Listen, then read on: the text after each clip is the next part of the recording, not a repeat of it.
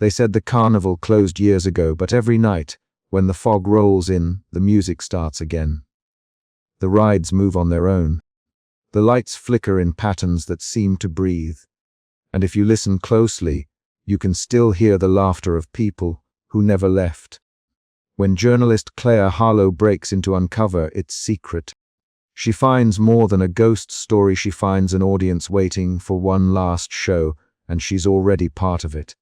The letter arrived on a damp Tuesday morning, slipping through the mail slot like a whisper from a past best left forgotten. Evelyn Gray had been sorting through the mundane clutter of her apartment when the cream-colored envelope caught her eye, its edges frayed, the paper thick and textured, as if it had weathered the passage of decades. No return address was present, only her name, scrawled in an elegant, looping script that sent a shiver crawling up her spine. She hesitated before breaking the seal, the air in the room suddenly heavy, as if time itself had paused to watch. Inside was a single sheet, yellowed with age, the ink faded but legible. The words were simple, yet carried a weight that pressed down on her chest. The carnival returns. It awaits you. Come where the shadows dance and the music never dies. Your place is reserved, no signature, no explanation, just the chilling invitation. Evelyn's mind raced back to the fragmented pieces of her childhood, the whispered stories her grandmother, Edith Gray, had told in hushed tones near the fireplace. Tales filtered through the haze of fear and secrecy. The carnival that vanished a century ago, a ghostly place of cursed joy and terror, the place her grandmother had fled, never to speak of again. She felt the pull immediately, a magnetic force tugging at her soul, stronger than any logic or fear. It was as if the letter had awakened a dormant part of her, a legacy she had tried to bury beneath years of mundane normalcy. That afternoon, Evelyn packed a small bag, her hands trembling as she included a worn photograph of her grandmother, faded and creased. Her eyes filled with a sorrow Evelyn had never understood until now. The road stretched before her like a dark ribbon, winding toward the unknown. As she drove away from the city, a fog thickened around her car, swallowing the trees and blurring the horizon. The radio crackled with static, the usual hum of music replaced by distant echoes, laughter, carnival music, the faint clinking of glass bottles. She blinked, and the sounds vanished, leaving only the oppressive silence. Through the mist, shapes began to materialize. The skeletal frame of a Ferris wheel loomed ahead, its rusted spokes creaking softly in the still air.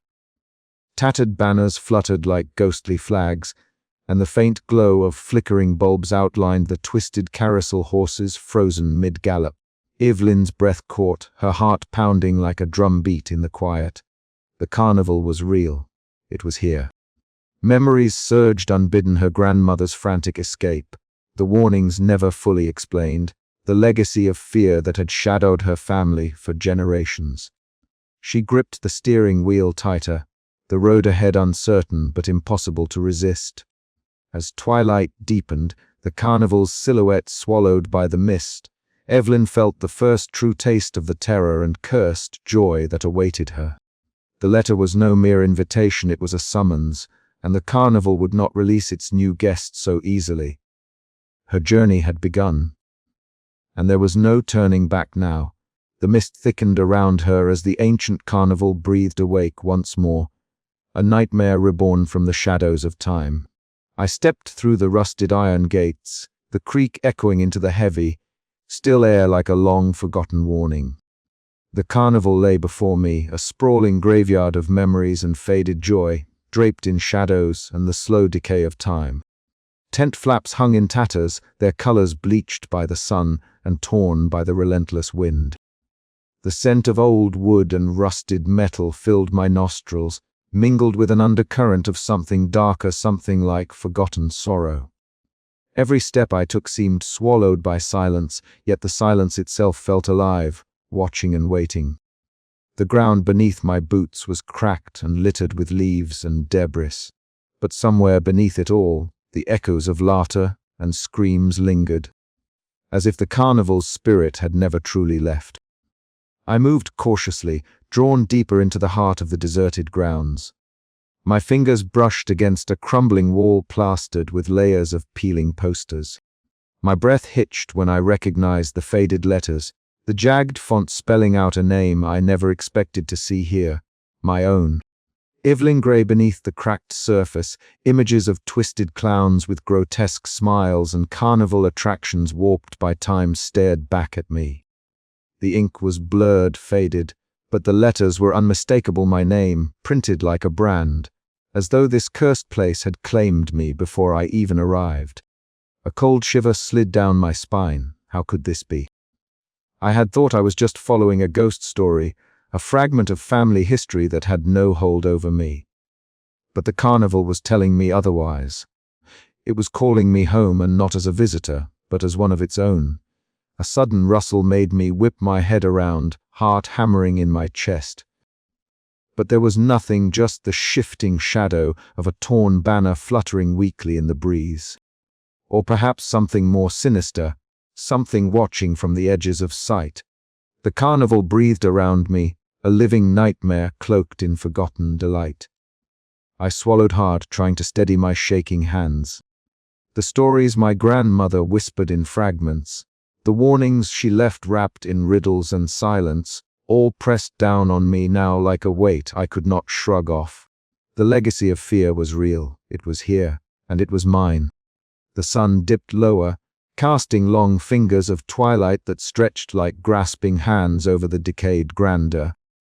The colors faded into murky shadows, the carnival's grotesque silhouette twisting into shapes that seemed to pulse with a dark life of their own. The mist began to seep back into the grounds, curling around the broken rides and empty booths like a slow, suffocating breath. I forced myself to take another step, each movement heavy with the knowledge that I had crossed a threshold. There was no turning back, not now. The carnival had summoned me, and it had already claimed my name. The echoes of a faded past whispered through the night, and I was listening.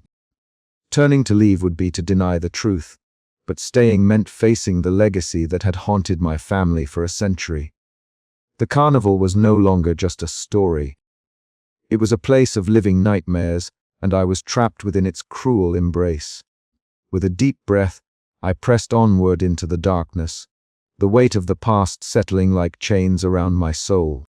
Somewhere in the shadows, the carnival barker's twisted smile seemed to flicker and fade, a grotesque welcome to a nightmare that was just beginning. The night was far from over, and the carnival had many secrets left to reveal. I could feel it in the air, in the silence, in the very bones of the place. The legacy of terror was waking, and I was right at its heart. The sun sank behind the horizon, casting long shadows that stretched like fingers across the cracked pavement of the abandoned carnival grounds.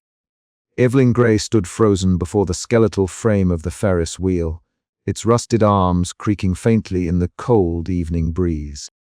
The broken bulbs along its rim flickered feebly, as if struggling to resist the gathering darkness. Around her, the scent of damp earth mingled with the stale sweetness of long-spilled popcorn and something metallic, sharp enough to prick at her senses. The air was thick with silence, yet beneath it, a distant melody hovered, warped, distorted, and just out of reach. Her lantern's beam wavered as she took a hesitant step forward. The carnival, once a place of joy and laughter, now pulsed with a sinister life of its own. The grotesque attractions, the faded banners, and the peeling paint all seemed to breathe, exhaling a cold breath that whispered secrets she wasn't sure she wanted to hear. As Evelyn moved deeper, the shadows seemed to shift and dance at the edge of her vision. She caught glimpses of figures slipping between tents and behind broken stalls, too quick to be human, too fluid to be mere tricks of the light. Her heart pounded in her chest, a steady drumbeat of fear and fascination. Was she being watched? The sensation prickled her skin, an invisible gaze that made her shoulders stiffen. A soft rustling came from the carousel, its faded horses frozen mid-gallop, their glassy eyes staring blankly into the twilight. The carnival music, faint and warped, rose and fell like a dying heartbeat. Evelyn's breath caught as a whisper curled around her ears, a voice barely audible yet devastatingly clear, her name, Evelyn. She spun around, lantern raised, but found only the mist curling low to the ground, swirling like smoke from some unseen fire. The voices grew low murmurs, laughter twisted into something cruel and sharp. Her mind raced, memories flickering unbidden, her grandmother's frantic escape, the hurried warnings, the half-told stories of an evil lurking beneath the carnival's surface. Suddenly, the world blurred. The edges of her vision shattered like cracked glass, fracturing into shards of past and present. She saw herself, or was it her grandmother, running through these same grounds, eyes wide with terror, the carnival's grotesque amusements melting into nightmare shapes. The carousel horses morphed into snarling beasts, the laughter turning to screams. A cold hand seemed to grip her heart as she stumbled back, breath ragged. The carnival's power was not just in its physical form, but in its ability to twist minds, to ensnare souls in a web of illusions and memories. She was caught in its thrall, pulled deeper with every step. Before her, the tent flaps fluttered in a sudden gust. From within emerged the carnival barker, a grotesque figure clad in tattered finery, his voice a rasping melody that promised joy and escape in equal measure. His cracked smile revealed yellowed teeth, and his eyes gleamed with a predatory light. "Welcome back, Evelyn," he crooned, his words dripping with false warmth. "The carnival has missed you. There's so much to see, so much to feel. Why resist what you were born to embrace?" Evelyn's stomach churned, a mixture of revulsion and an inexplicable pull toward the barker's twisted charisma. She tightened her grip on the lantern, the flame flickering in defiance. "I don't belong here," she whispered, voice trembling but firm. "Oh, but you do," the barker insisted, stepping closer, his shadow stretching long and distorted. "The carnival chooses its own, and it has chosen you." The night deepened around her, the carnival's whispers rising into a chorus of voices that seemed to echo from every corner. Evelyn felt the weight of generations pressing down the legacy of fear, the inheritance of terror. Yet beneath the dread, a stubborn ember of resolve kindled within her. She would not be a victim, not like her grandmother before her. With a shuddering breath, Evelyn turned away from the barker and pressed onward, deeper into the carnival's dark heart. The shadows whispered, the illusions beckoned, and the night stretched endlessly ahead, a tapestry woven from cursed joy and suffocating fear. What awaited her beyond the next tent flap, she could not know. But one thing was certain, the carnival had never truly closed, and neither had the nightmare it promised. Her footsteps echoed hollowly as she disappeared into the mist, the carnival alive around her, watching, waiting. And somewhere, deep within the shifting shadows, a faint, sinister laugh trailed after her, a sound that promised the horrors to come. The night was far from over. The fog hung thick and heavy over the midway, coiling around the rotting wood and twisted metal like a suffocating shroud. I moved forward cautiously, each step muffled by the damp earth beneath my boots, the silence so complete it pressed against my ears like a physical weight. The carnival was alive in a way that defied explanation, though there was no laughter, no music, only the faint, persistent echo of something old and wicked stirring in the shadows. A sudden rasping voice cut through the silence, sharp and brittle as broken glass. "Step right up, Missy. Don't be shy now," it crooned, the words weaving through the mist like a hypnotic melody. The sound sent a spike of cold dread through me. My heart hammered in my chest as I turned toward the source, eyes straining to pierce the dense fog. There, stepping from a warped and peeling tent flap, was the barker. He was grotesque in the most unsettling way, a man, or what had once been a man, twisted by the carnival's dark heart. His face was a mask of exaggerated features, sunken eyes gleaming with an unnatural light that seemed to bore into my very soul. His grin stretched unnervingly wide, revealing uneven, yellowed teeth that caught the faint glow of the dying light. He wore the tattered remains of a once bright carnival coat, sequins dulled and dirt-streaked, his every movement jerky and unnerving, like a marionette on fraying strings. "Welcome to the show, Evelyn," he hissed, his voice dripping with false sweetness that made my skin crawl. "You've come so far, so brave to answer the call. The carnival's waited a long time for you." My breath caught. How did he know my name? My fingers clenched into fists at my sides. "I'm not here for your games," I said, my voice trembling despite my effort to sound steady. "I'm not one of your victims." He chuckled, a sound like dry leaves rustling in a tomb. "Oh, but everyone's a victim here, darling. That's the beauty of it. Joy and terror hand in hand. You can't have one without the other." "You think you can walk away? Ha!" "The carnival doesn't let go, not once it's claimed you." I took a step back, but the ground seemed to shift beneath me, the mist thickening until the world became a swirling blur of shadows and half-seen faces. The barker's voice grew louder, more insistent, wrapping around me like a suffocating cloak. "Come closer. See the wonders. Hear the laughter. Feel the thrill. This is your inheritance, Evelyn, the legacy your grandmother tried to run from but couldn't escape. Will you be the one to break the cycle? Or will you join the chorus of those who dance forever in the carnival's shadow?" His eyes flickered with something darker than a hunger that chilled me to my bones. I shook my head fiercely, forcing myself to stand tall. "I won't be trapped here. Not like her. Not like anyone else."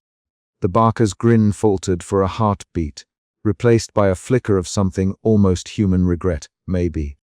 Then it was gone, swallowed by the carnival's sinister pulse. "We shall see, Evelyn. We shall see," he whispered, stepping back into the mist, his form dissolving into the fog like smoke. The silence returned, but it was heavier now, charged with a terrible promise.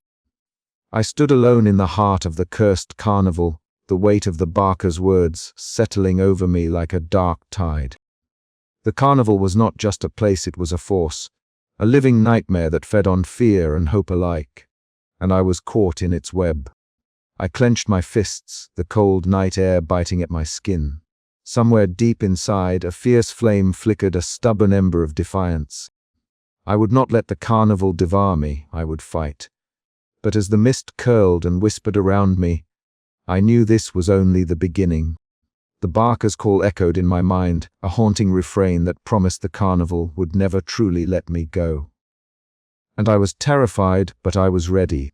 The twilight had long since surrendered to night when Evelyn found herself wandering deeper into the labyrinthine sprawl of tents and broken rides.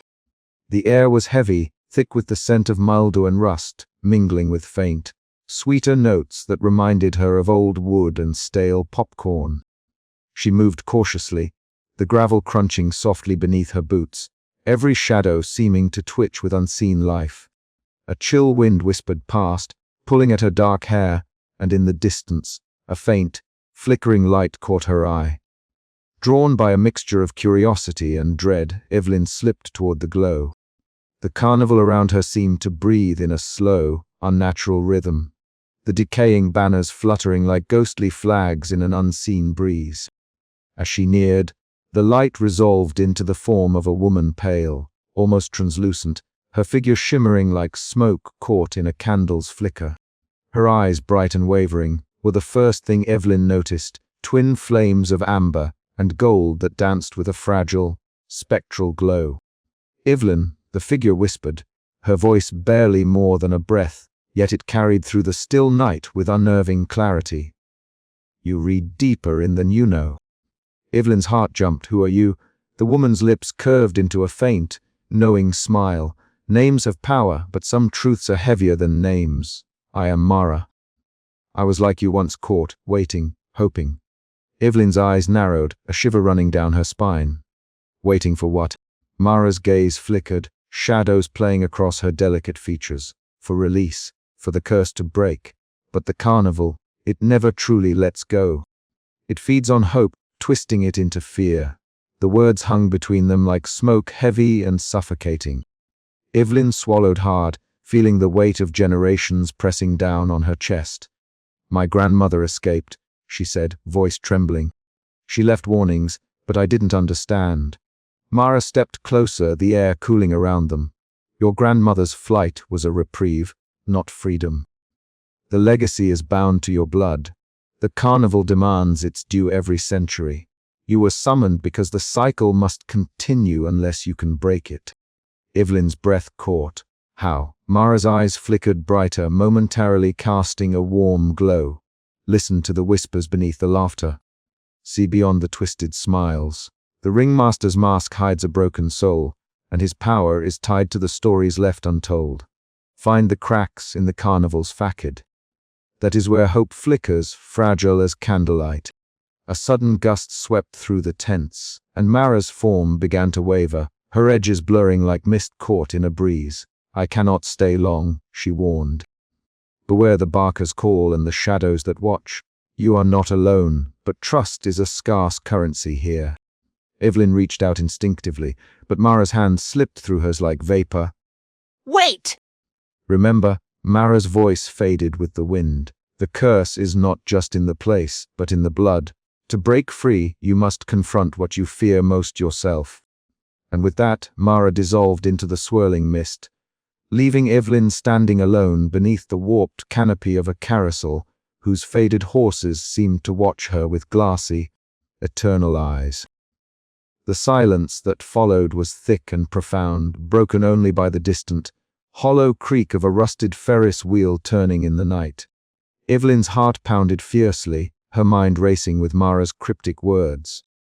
She felt a strange mixture of comfort and dread, comfort in the knowledge that she was not utterly isolated, dread in the realization of the battle yet to come.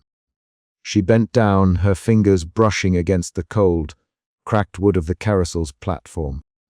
The flickering lights above cast long, dancing shadows, and Evelyn felt the carnival's pulse thrum beneath her skin, a heartbeat of cursed joy and inherited terror. As she straightened, she caught sight of a faded poster fluttering nearby, the edges torn and stained with time. Her own name stared back at her, bold and unyielding, a chilling herald of her fate. The carnival had called her, and now she stood at the threshold of a nightmare that reached far beyond the physical.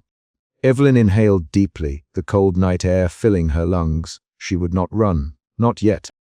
The legacy was hers to face the flickering candlelight of hope, and the suffocating shadows of fear intertwined in a dance as old as the carnival itself.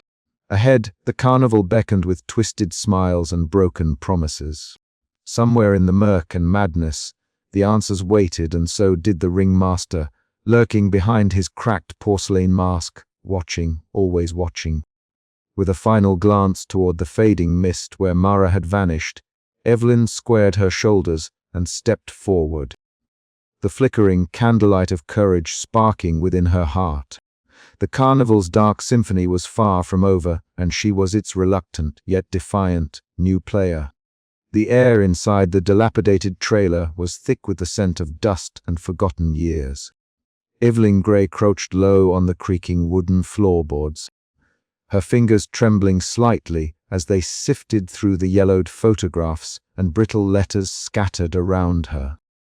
Each piece of memorabilia was a fragment of a past she had only glimpsed in half-remembered stories and cryptic warnings passed down by her grandmother, Edith Gray.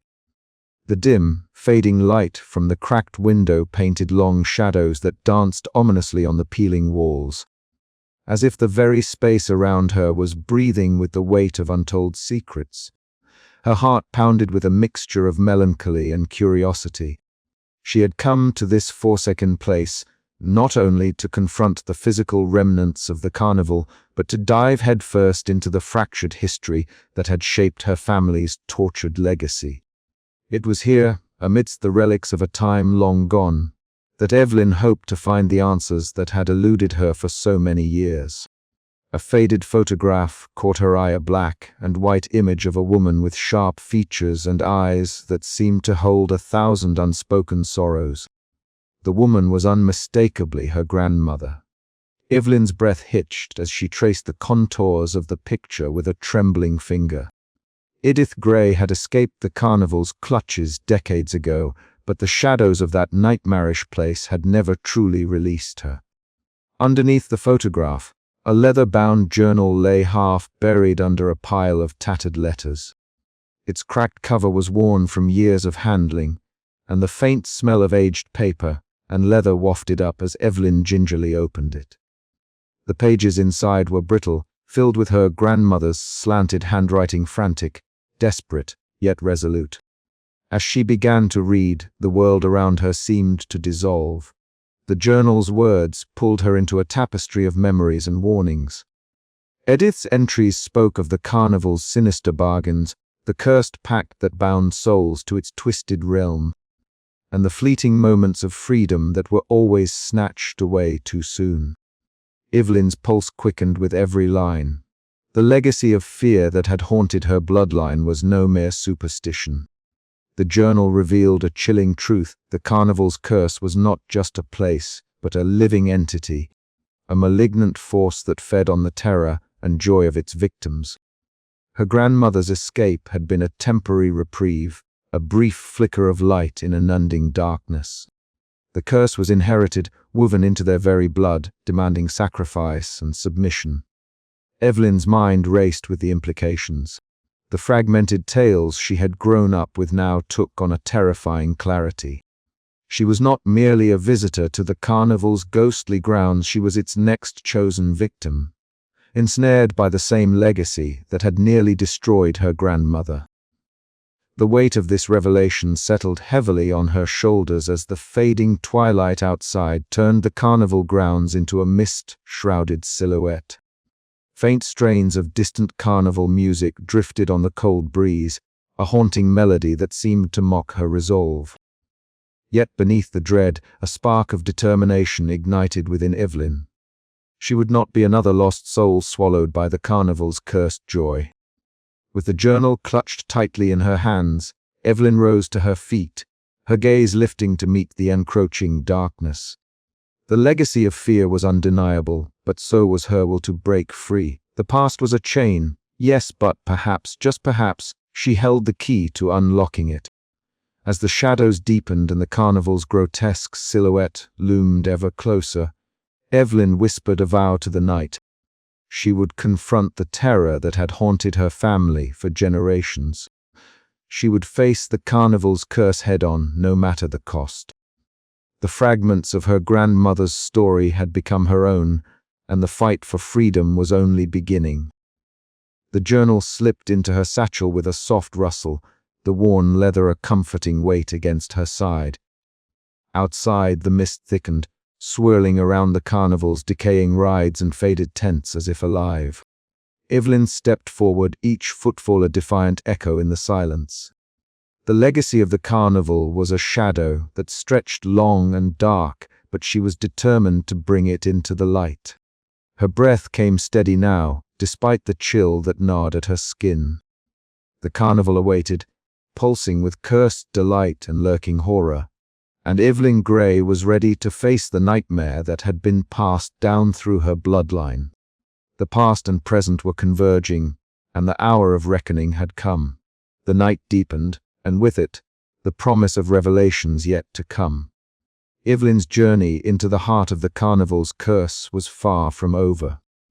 But armed with the fragments of a family curse, she would step onward, into the unknown, and whatever fate awaited, she would meet it with eyes wide open. The mist clung to the ground like a living thing, curling and twisting around my ankles as I waited at the edge of the carnival grounds. The skeletal remains of tents and rusted rides loomed out of the fog, half swallowed by the eerie grayness that wrapped the place in a ghostly shroud. Despite my trembling hands and the cold prickling at the back of my neck, I stood rooted, heart pounding in my chest. The letter, anonymous and cryptic, had pulled me here, but now a new presence was about to join the nightmare. From the swirling mist emerged a figure, hesitant but determined. Tommy, my childhood friend, the one person who had known me before the stories and shadows took hold.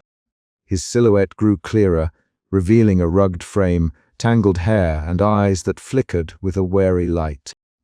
He stopped a few feet from me, arms crossed tightly across his chest, as though bracing against the chill or the weight of what lay ahead. "Evelyn," he said, voice low and guarded. "You sure you want me here? This place? It's not just some old fairground." I swallowed hard, the words from my grandmother echoing in my mind, warnings steeped in fear and urgency. Yet seeing Tummy, so solid and real, gave me a flicker of courage. "I don't want to do this alone," I admitted. "You don't have to believe all of it. Just stay with me." A tense silence settled between us, broken only by the distant creaks and groans of the carnival's decaying bones. Together we stepped forward, the ground beneath us crunching with debris and dead leaves. The midway stretched out before us, a twisted tableau of faded colors and broken dreams. Tattered banners fluttered in a wind that carried faint traces of laughter, mocking, hollow. As we moved deeper, the air thickened with unease. The melancholic Kolyop music I thought I heard at first turned into distorted echoes, warping into sinister whispers. Shadows flickered at the edges of my vision, and I felt eyes, countless unseen eyes watching, waiting. Tommy's presence was a balm, yet he too stiffened, his jaw clenched tight. "You really think this place is cursed?" he asked, his voice barely masking skepticism. "I don't know," I whispered. "But it's here, and it's waiting for me." Tommy snorted softly, shaking his head. "Sounds like something out of a horror movie. You've been reading too much of that old stuff your grandmother left behind." His brashness stung, but beneath it lay a fierce loyalty. I could sense the conflict in him, wanting to protect me but struggling to accept the nightmare I was trapped in. The tension simmered as we pressed on, navigating past the broken rides and shattered booths. We reached the funhouse, its warped entrance gaping like a maw. The mirrors inside reflected us in grotesque distortions, elongated limbs, twisted faces, eyes too large or too small. I caught my breath as one mirror showed me with hollow sockets, my fears laid bare. Tommy's reflection cracked into a sneer, mocking and accusing. "This place plays tricks," he muttered, gripping my arm. "Don't let it get inside your head." But the carnival wasn't just playing tricks, it was feeding on our fears, twisting memories and reality until the lines blurred. I could see that Tommy was beginning to feel it too, the oppressive weight pressing on his skepticism. "We have to find out what's really going on," I said, voice steady despite the dread. "Together."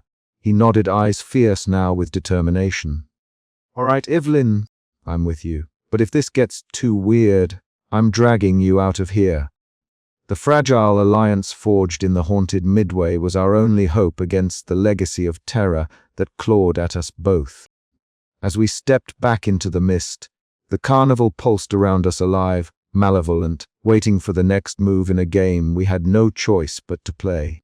The air hung thick with the scent of rust and decay as I stepped cautiously onto the Ferris wheel. The once vibrant ride now a skeletal relic groaning under the weight of forgotten years. Each step on the corroded metal stairs echoed hollowly, the sound swallowed by a cold, unnatural silence that seemed to press against my eardrums.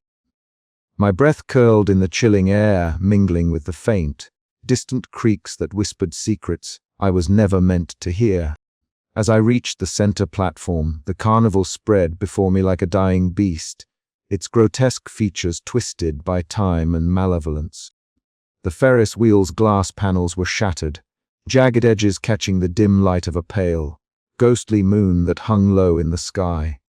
In the broken reflections, shadowy figures flickered, faces contorted with terror, regret, and despair.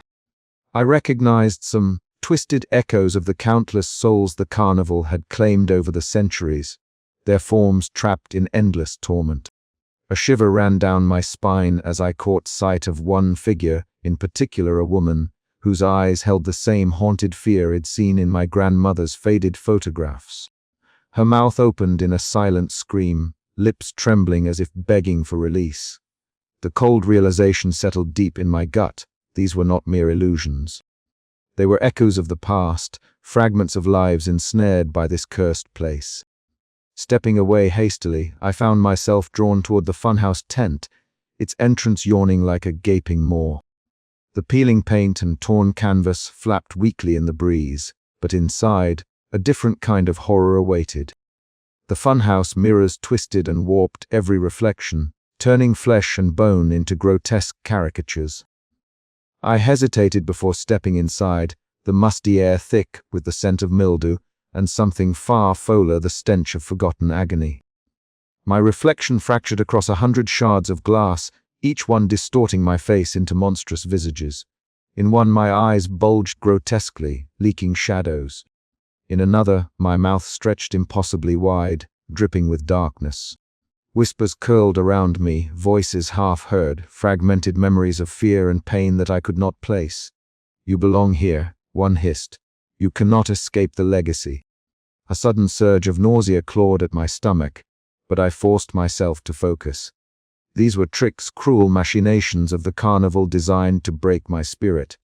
Yet each warped reflection felt like a mirror to my soul, exposing the vulnerabilities I fought so hard to conceal.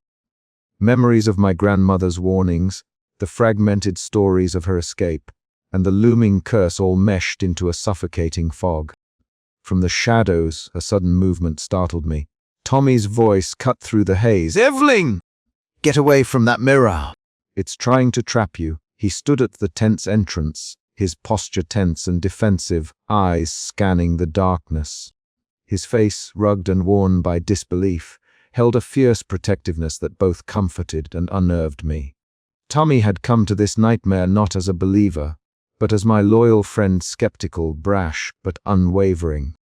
Before I could respond, figures began to emerge from the gloom, carnival workers, but not as I had ever imagined them. Their faces were blurred, shifting like smoke, features melting and reforming in grotesque patterns. Their movements were jerky, unnatural, as if pulled by invisible strings. They reached out with elongated fingers, their touch cold as death, trying to pull me deeper into the carnival's grasp. Tommy stepped forward, voice raised, trying to keep them at bay. "Stay back! She's not yours!" The carnival workers hissed and recoiled, but their presence was a clear reminder the carnival would not let me go willingly. It was alive, a malevolent force that fed on fear and despair, eager to claim yet another soul. From the darkness, a voice slithered through the air, smooth, velvety, yet dripping with menace. The carnival barker. "Come now, Evelyn," he crooned, his grotesque figure stepping into a shaft of sickly yellow light. His grin was impossibly wide, teeth jagged and glinting like broken glass. "There's joy to be found here, if you only dare to take it. Escape is an illusion, but happiness, that's real. If you were willing to pay the price."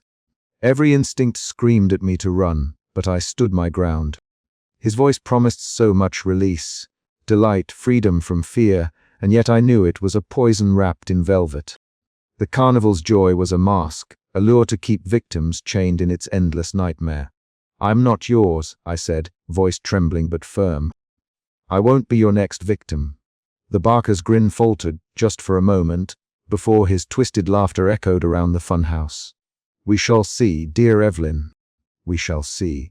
As the latter faded into the night, I felt the carnival pulse beneath my feet, a living entity that breathed in shadows and exhaled despair. The illusions, the visions, the twisted memories, all were weapons in its arsenal. But so too was my resolve. The legacy of fear was mine, yes, but so was the stubborn spark of hope. Tommy reached out, gripping my arm. "We have to keep moving, this place. It's trying to break us." I nodded, swallowing the lump in my throat. The battle was just beginning, and the attractions of decay were only the first trial.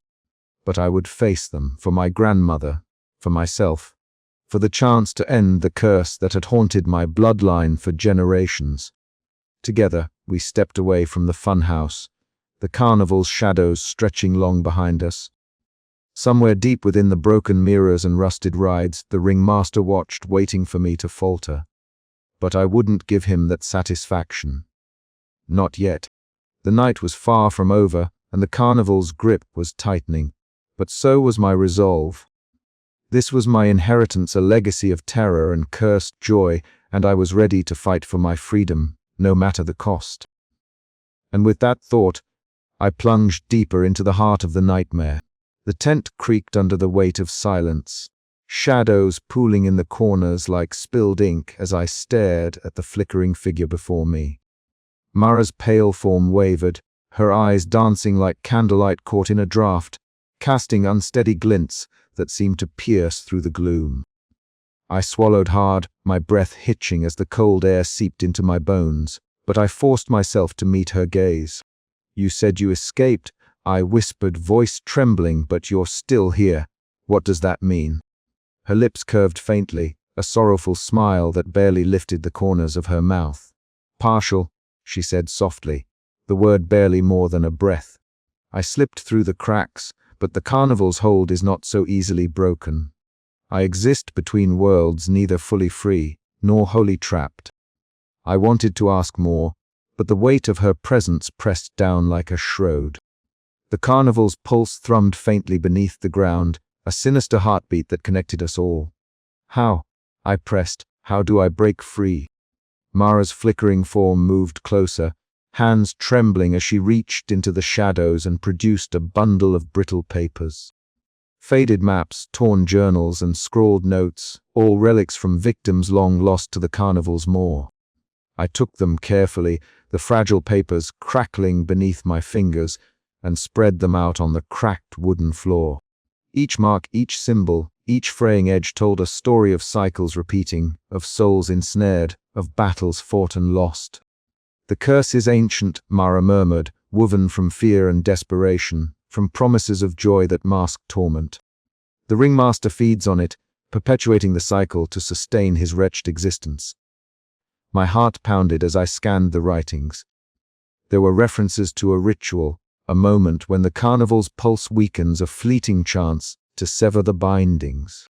But the warnings were clear: the price is high, and failure means eternal entrapment. "Why are you helping me?" I asked, suspicion lacing my tone. "What do you gain?" She looked away, eyes flickering uncertainly. "Because I remember the taste of freedom, and I cannot bear to see another lost soul fall as I did. Our fates are intertwined, your bloodline carries the key. But beware, the ringmaster's reach is long, and his illusions deadly." A sudden chill swept through the tent, the carnival's malevolent energy tightening around us like a noose. Mara's form shimmered, her voice dropping to a whisper. "You must prepare, Evelyn. The battle ahead is not just with him, but with the darkness inside you, the legacy you inherited." I nodded, the weight of her words settling deep in my bones. For the first time, the path ahead felt both clearer and more terrifying. The carnival was no longer just a place, it was a living nightmare, and I was now a part of its twisted story. But with Mara's fragile hope guiding me, I resolved to fight back, to confront the ringmaster and the curse that had haunted my family for generations.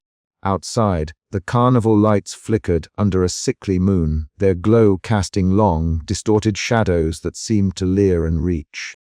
The pulse quickened, and I could feel the eyes of the ringmaster watching, waiting. The game was far from over. As Mara's flickering form faded into the mist, I was left alone with the brittle papers and a heart pounding with dread and determination. The secrets she had shared were my only weapon, but also a reminder of the darkness I had yet to face. The carnival's grip was tightening, and every step forward meant risking everything. I gathered the papers, clutching them to my chest as the cold night air bit into my skin. Somewhere beyond the shadows, the carnival's twisted melody played on, a siren song of cursed joy and inevitable terror. But this time, I would fight back. This time, I would not run. The air inside the tent was thick with a stale, sickly sweetness that clung to Evelyn's skin as she stepped cautiously forward. Around her, the faded remnants of the carnival's glory whispered secrets in a language only the cursed could understand.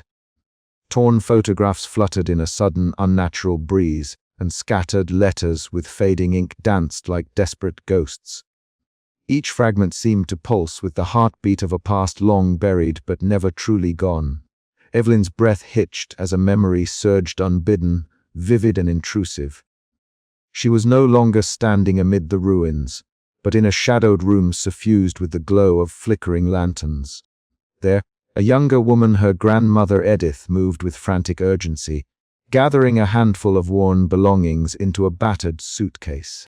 The tension in Edith's eyes was palpable, a mixture of dread and fierce determination. Her hands trembled, but she didn't falter, stuffing a bundle of letters and a small, blood-stained locket into the depths of the suitcase. The scene shifted abruptly. Evelyn saw the carnival outside through a grimy window, tents billowing in the night breeze like dark specters. The familiar sound of distant laughter twisted into a cruel mockery, echoing off the canvas walls. Edith's gaze darted anxiously. She was running out of time. Evelyn blinked, the vision dissolving as the tense, musty darkness settled back around her. She knelt to retrieve something from the dusty floor, a cracked porcelain mask, its sinister smile frozen in a grotesque grin. The moment her fingers brushed its cold surface, the carnival's ambient noises warped strangely. Whispers slithered through the air, voices overlapping in a cacophony that blurred the edges of time. Laughter, screams, and the faint strains of a melancholy carnival tune intertwined, collapsing the boundary between past and present. Suddenly, Evelyn was drawn into another vision. She stood at the edge of a dimly lit stage where Edith faced a towering figure cloaked in shadows. The ringmaster. His cracked porcelain mask gleamed under the pale light, his smile both inviting and cruel. Edith's voice trembled but carried defiance as she spoke, her words lost to the swirling mist, but heavy with meaning. The ringmaster's presence was suffocating, a palpable force pressing down on her very soul. Evelyn felt a pang of sorrow as she watched the spectral replay the last stand of a woman trapped within a nightmare centuries too long. Edith's eyes, so much like her own, glistened with tears born of fear and unyielding hope. The carnival's dark magic writhed around them like living shadows, hungry and relentless. The vision faded, leaving Evelyn alone in the silent tent. Her hands trembled as she clutched the blood-stained locket, its weight a tangible reminder of the legacy she bore. The past was no longer distant. It bled into her present, drawing her deeper into the cursed web her grandmother had tried so desperately to escape. A shiver ran down Evelyn's spine as the carnival's oppressive atmosphere closed in. The line between memory and reality blurred, threatening to swallow her whole. Yet beneath the dread, a fierce resolve kindled. She would not be another lost soul trapped in the carnival's endless cycle. She would face the darkness, confront the ringmaster, and fight for the fragile hope her grandmother had died to protect. But as Evelyn stepped out of the tent, the echo of Edith's final words lingered in her mind, a haunting question without an answer. Could she truly change what was written in the blood of their family? Or was she destined to repeat the nightmare? The carnival's shadows stretched long and cold, and somewhere deep within, the past was waiting to claim its due. The darkness of the carnival night pressed in around me, thick and suffocating, as if the very air had grown heavy with the weight of years of forgotten suffering. I moved cautiously along the cracked boards of the midway, the faint flicker of dying lanterns casting long, jittery shadows that danced like specters among the rusting rides and tattered tents. It was here, in this liminal space, where joy had long since curdled into something far more sinister, that I first saw him, the ringmaster. He emerged from the mist like a wraith summoned by the carnival's own haunted breath. Towering and gaunt, his figure seemed almost impossibly tall, draped in a long, dark coat that whispered secrets as it brushed the ground. But it was his face that rooted me in place, a cracked porcelain mask, pale and gleaming faintly in the lantern light, split by a sinister smile that was too wide, too knowing. Beneath the top hat that crowned his head, a cold, malevolent intelligence flickered in those blackened eye holes, promising dread and despair with equal measure.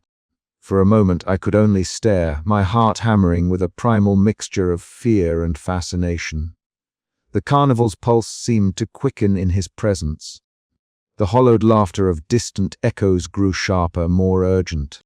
Around him the carnival workers stirred, their faces pale and vacant, eyes empty as they moved in a chilling, synchronized rhythm. They were puppets bound by invisible strings, their every step dictated by the ringmaster's silent command. A whisper brushed my ear, soft as a breeze through dead leaves.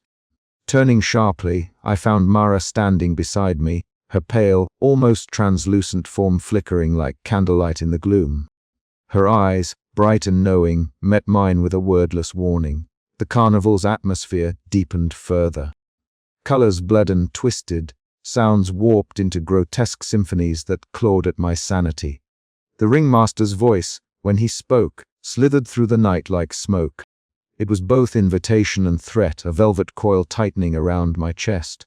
"Welcome back, Evelyn," he murmured, voice smooth and cold. "The carnival has awaited your return, and the legacy you carry is more precious than you know."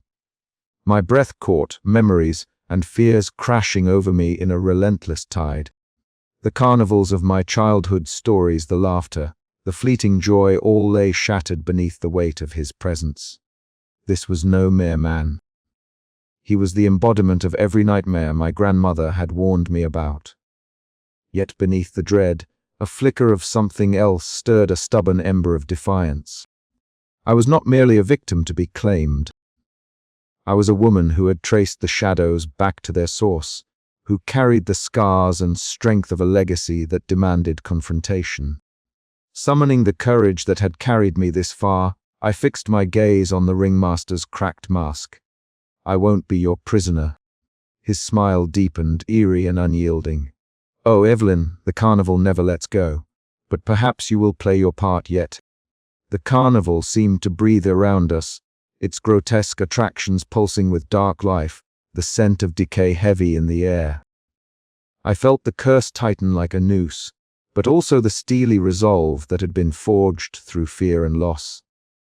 This was the moment the nightmare sharpened into clarity. The battle for my soul and the legacy of my bloodline was only just beginning. I glanced at Mara, whose flickering form offered a fragile beacon of hope amid the encroaching shadows. The ringmaster's shadow loomed large, but so did my determination. And as the carnival whispered its dark promises, I knew the fight to break the cycle would demand every ounce of strength I had left. The night deepened, and the carnival watched, waiting for the next move. I was no longer just a guest summoned by a letter. I was a challenger standing at the heart of the storm, where joy had been twisted into terror, and the past refused to stay buried. And the ringmaster smiled beneath his cracked mask, knowing that the game had changed. But so had I. The cold air clung to us as we stood beneath the flickering lantern on the cracked pavement of the carnival's midway. Shadows stretched long and twisted between the rusted rides and peeling tents, the silence broken only by the distant, warped strains of a calliope. Tommy's brows were furrowed, his jaw tight with restrained frustration. "Evelyn," he said, voice low and edged with disbelief, "I don't know what you want me to see here. This place is just a bunch of old, broken junk. You can't seriously believe in all this supernatural stuff. It's just stories your grandmother told you to scare you." I stared at him, my heart pounding hard enough to echo in my ears. "It's real, Tommy. I've seen things that can't be explained away. The carnival isn't just abandoned, it's alive in a way that's unnatural. It's been calling me. It's my legacy, whether I like it or not." He shook his head, taking a step back, the dim light catching the wary glint in his eyes. "I want to believe you, I do, but there has to be another explanation. Fear makes people see monsters in shadows." I swallowed hard, my voice cracking. "You think I'm afraid, I'm terrified, but this isn't just fear talking. The carnival is waiting for me, Tommy. Waiting to claim me like it did my grandmother." The tension between us thickened, a fragile thread threatening to snap. Tommy ran a hand through his messy hair and let out a breath. "Okay," he said finally, "show me something real." I nodded, leading him deeper into the maze of decayed tents and flickering lights. We reached the broken hall of mirrors, the glass fogged and cracked, reflecting warped, distorted images of us both. Suddenly, without warning, a shard of mirror shattered, sending glittering fragments skittering across the ground. Tommy jumped back, eyes wide. "What the hell was that?" he whispered. I didn't answer. My gaze was fixed on the shadows that seemed to ripple across the broken glass. In that moment, I saw the flicker of something else, something watching us. Tommy's bravado faltered, replaced by a dawning unease. Maybe there's more to this than I thought, he admitted quietly. For the first time, I saw the real weight of fear settle in his eyes. As the distorted carnival melody drifted through the air, a strange calm settled between us. Tommy's voice was low but steady. "I'm with you, Evelyn. No matter what comes." It was a fragile promise, but in the heart of the cursed carnival, it was enough to spark a flicker of hope. Yet beneath that hope simmered a cold truth. The carnival's grip was tightening, and our fight was just beginning. The shadows weren't just illusions anymore, they were warnings. Our bond was fragile, tested by doubt and terror, but it was the only thing keeping the encroaching darkness at bay. The carnival's sinister dance went on around us, and with every step, the line between friend and foe blurred. I didn't know if we could survive what lay ahead, but I knew this: I wouldn't face it alone. And Tommy, skeptical, stubborn Tommy, wasn't ready to let me fall into the carnival's endless night. The night thickened, and the carnival awaited. Our story was far from over. "Come on," I said, gripping Tommy's arm. "There's more you need to see." And with that, we plunged further into the heart of the nightmare. The carnival's call was growing louder, and so was the legacy I was determined to break. The mist clung thickly to the air as Evelyn and Tommy stepped cautiously onto the cracked, faded wood of the carousel platform. The once joyful ride was a grotesque parody of itself, chipped paint peeled from the horses' bodies, their once bright manes dulled to sickly streaks of grey. Yet as Evelyn's gaze fixed on one particular horse, she felt a tremor of unease ripple through her. The creature's glassy eye seemed to shift, bleeding a strange, iridescent color that pulsed rhythmically, as if the carousel was more than a mere machine. Tommy's voice broke the silence. "This place's heart is beating. Can you feel it?" Evelyn nodded slowly, swallowing the lump in her throat. The carousel began to spin, slow at first, then accelerating wildly. The world around them blurred, the carnival tents stretched and bent like reflections in a disturbed pond. Colors bleeding and twisting into surreal patterns that defied logic. The merry tune that once echoed with innocent delight warped into a discordant cacophony, the notes stretching and snapping like a spider's web being torn. With every revolution, Evelyn's stomach lurched. She gripped Tommy's arm, her knuckles white. "We have to keep moving," she whispered, her voice barely audible over the twisted music. This isn't just a place, it's alive." Tommy's eyes darted nervously. Alive and hungry, they stumbled off the carousel, the ground beneath seeming to pulse with a heartbeat matching the ride's furious pace. The tents surrounding them shifted subtly, their fabric rippling as if breathing. Shadows stretched long and thin, crawling up and down the striped canvas like dark fingers. The familiar laughter of carnival goers echoed faintly but was warped, twisted into eerie laughter that pricked at the edges of sanity. Evelyn pulled her coat tighter around her. The main tent loomed ahead, its entrance a gaping maw of darkness. As they approached, the carnival music morphed into a slow, sinister melody that vibrated deep in Evelyn's chest. It was a song she didn't want to hear, yet couldn't turn away from. The tent's walls seemed to ripple like water, a living membrane that swallowed light and sound. Inside, the air was thick with a damp, metallic scent, the unmistakable odor of rust and decay mixed with something sweeter, something poisonous. The shadows inside danced with a life of their own, flitting just beyond the edge of vision. Evelyn's heart pounded as her footsteps echoed hollowly, swallowed quickly by the oppressive silence. Ahead, the funhouse mirrors awaited. Once a source of childish amusement, now they were portals into nightmares. Evelyn caught her reflection and gasped. Her image fractured, splitting into dozens of shards, each shard showing a twisted version of herself. Some smiled with malicious grins, others wept tears of black ink, and all whispered secrets she dared not listen to. "You belong here," they hissed. "You always have." A surge of panic rose in her chest, but with it came a stubborn flame of defiance. She clenched her fists and forced herself to focus on the real Evelyn, the one who refused to surrender. She stepped forward, shattering the illusions with a determined shout, the glass cracking and splintering under the weight of her will. Beyond the mirrors, the carnival seemed to palpitate in rhythm with her racing pulse. A gust of wind swept through the tents, carrying with it the mingled sounds of laughter and screams. The fabric walls swayed as if inhaling deeply, ready to exhale a storm of terror. Evelyn's breath caught. This place was a living nightmare, a monster breathing beneath its mask of joy. Tommy's voice pierced the tension. "We can't let it win."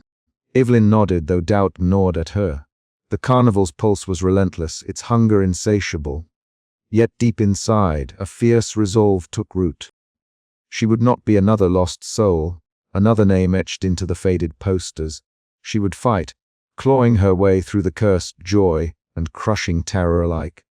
As they moved forward, the carnival's twisted landscape shifted again, tents folded into themselves, rides seemed to dissolve into mist, and the sky above churned with unnatural clouds.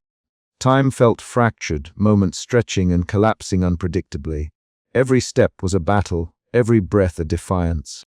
Evelyn's senses screamed for escape, but her mind held firm, fending off the seductive whispers that promised relief if only she surrendered. The carnival's pulse was growing stronger, its beat a drum that echoed through her bones. It was a warning, a challenge. To survive, Evelyn would have to embrace the terror and the joy, the pain and the pleasure, all the cursed dualities the carnival embodied. Ahead lay the unknown, but she would not face it alone. Tommy was by her side, skeptical but steadfast, a beacon of human light in the shadows of nightmare. The carnival's pulse quickened, and Evelyn steeled herself. This living nightmare was far from over, but she was ready. The fight for her soul, for the legacy she sought to break, had only just begun. Suddenly, the ground trembled beneath their feet, and a low, guttural laugh echoed through the shifting tents. Somewhere in the shadows, the ringmaster watched, his cracked porcelain mask glinting in the flickering light, a sinister smile playing at the edges. The carnival's heartbeat was also his, and it would not stop until it claimed her entirely. Evelyn swallowed hard, gripping Tommy's hand tightly. "We keep moving," she said, voice resolute, "no matter what comes." And with that, they stepped deeper into the carnival's pulsing, twisted heart, where joy and terror were one and the nightmare never ended. The tent was heavy with shadows, the flickering lanterns casting grotesque shapes that danced on canvas walls like restless spirits. Evelyn's breath caught as a pale figure emerged from the darkness, eyes flickering like candlelight, steady and unwavering despite the eerie surroundings. Mara's presence was both a comfort and a reminder of the liminal trap they were caught in. "There is a way," Mara whispered, her voice barely rising above the crackling of the lantern flames. "A way to end this, to break the curse that binds us all. But it will not be easy." Evelyn's heart pounded as she stepped closer, her fingers trembling. "Tell me. Anything." Mara's gaze flickered, shadows playing across her translucent face. "The ringmaster, he's the source, the anchor of the carnival's power. To break free, you must confront him directly. Not run, not hide. Face him and unravel the dark pact that holds him and us all captive." The words hung heavy in the stale air, a fragile beacon amid the suffocating dread. Evelyn swallowed hard, the weight of generations pressing down on her. Her grandmother's warnings echoed in her mind, stories of terror masked as joy, of escape that was never truly escape. The carnival seemed to pulse around her, the grotesque rides creaking, the tents whispering secrets.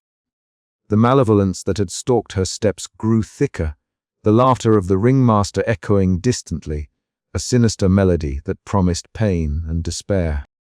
Evelyn's eyes drifted to a faded photograph clenched in her hand, her grandmother, stern and wary, a woman who had once fled these very shadows. The legacy was hers now, the choice laid bare. Could she summon the courage to face the embodiment of her inherited terror? The carnival's mask of cursed joy was slipping, revealing the abyss beneath. The night deepened, and with it, Evelyn's resolve began to harden. The path ahead was shrouded in darkness, but for the first time, there was a glimmer of hope, a chance to break the cycle. But the carnival would not relinquish its hold without a fight. The game was set, and Evelyn was at its center. Her past and future intertwined in a dance of shadows, and the final act was about to begin. In the silence that followed Mara's revelation, Evelyn felt the sharp edge of fear mingled with determination. The nightmare was far from over, but now she knew what she must do. The ringmaster awaited, and with him, the fate of her soul. With a steadying breath, Evelyn stepped out into the night, the carnival's twisted lights beckoning her forward. The time for running was over. The moment of reckoning had arrived. And somewhere in the distance, the ringmaster's laughter curled through the mist, dark and inviting, promising a confrontation that would change everything. The night settled around the carnival like a suffocating shroud, the lingering echoes of laughter and screams weaving into a haunting lullaby of past and present.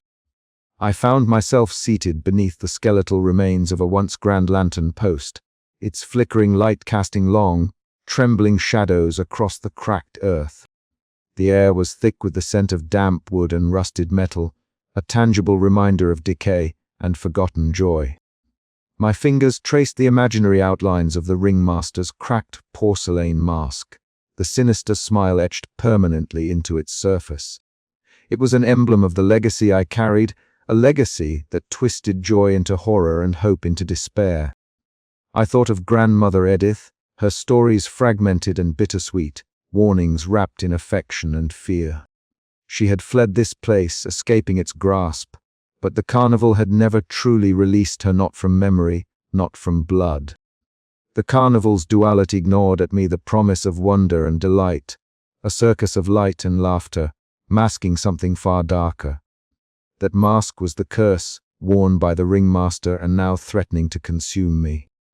Tummy's boots crunched softly nearby as he paced the perimeter, his silhouette outlined against the ghostly glow of the carnival's fading lights. His skepticism had been a shield and a burden for us both, but tonight, even his rugged demeanor seemed tempered by the oppressive atmosphere. A sudden gust of wind stirred the tattered banners overhead, their fabric whispering secrets in the cold air. The faintest echo of laughter drifted through the mist, morphing seamlessly into distant screams that clawed at the edges of my sanity. "It's like this place breathes pain," Tommy muttered, his voice low but steady. "It's alive with it." I nodded, unable to speak. The carnival was not just a place. It was a living nightmare woven into my bloodline. Then Mara appeared, as ethereal as ever, her pale form flickering like candlelight in the darkness. Her eyes, those haunting, flickering orbs, met mine with a mixture of sorrow and something dangerously close to hope. "The cycle is old," she whispered, her voice barely more than a breeze. "Centuries of souls trapped, of joy twisted into pain. But it can be broken. You must confront what lies beneath the mask." Her words ignited a spark deep within me, a fragile ember of defiance against the suffocating dread. I wanted to believe her, to hold on to the possibility that our torment was not eternal.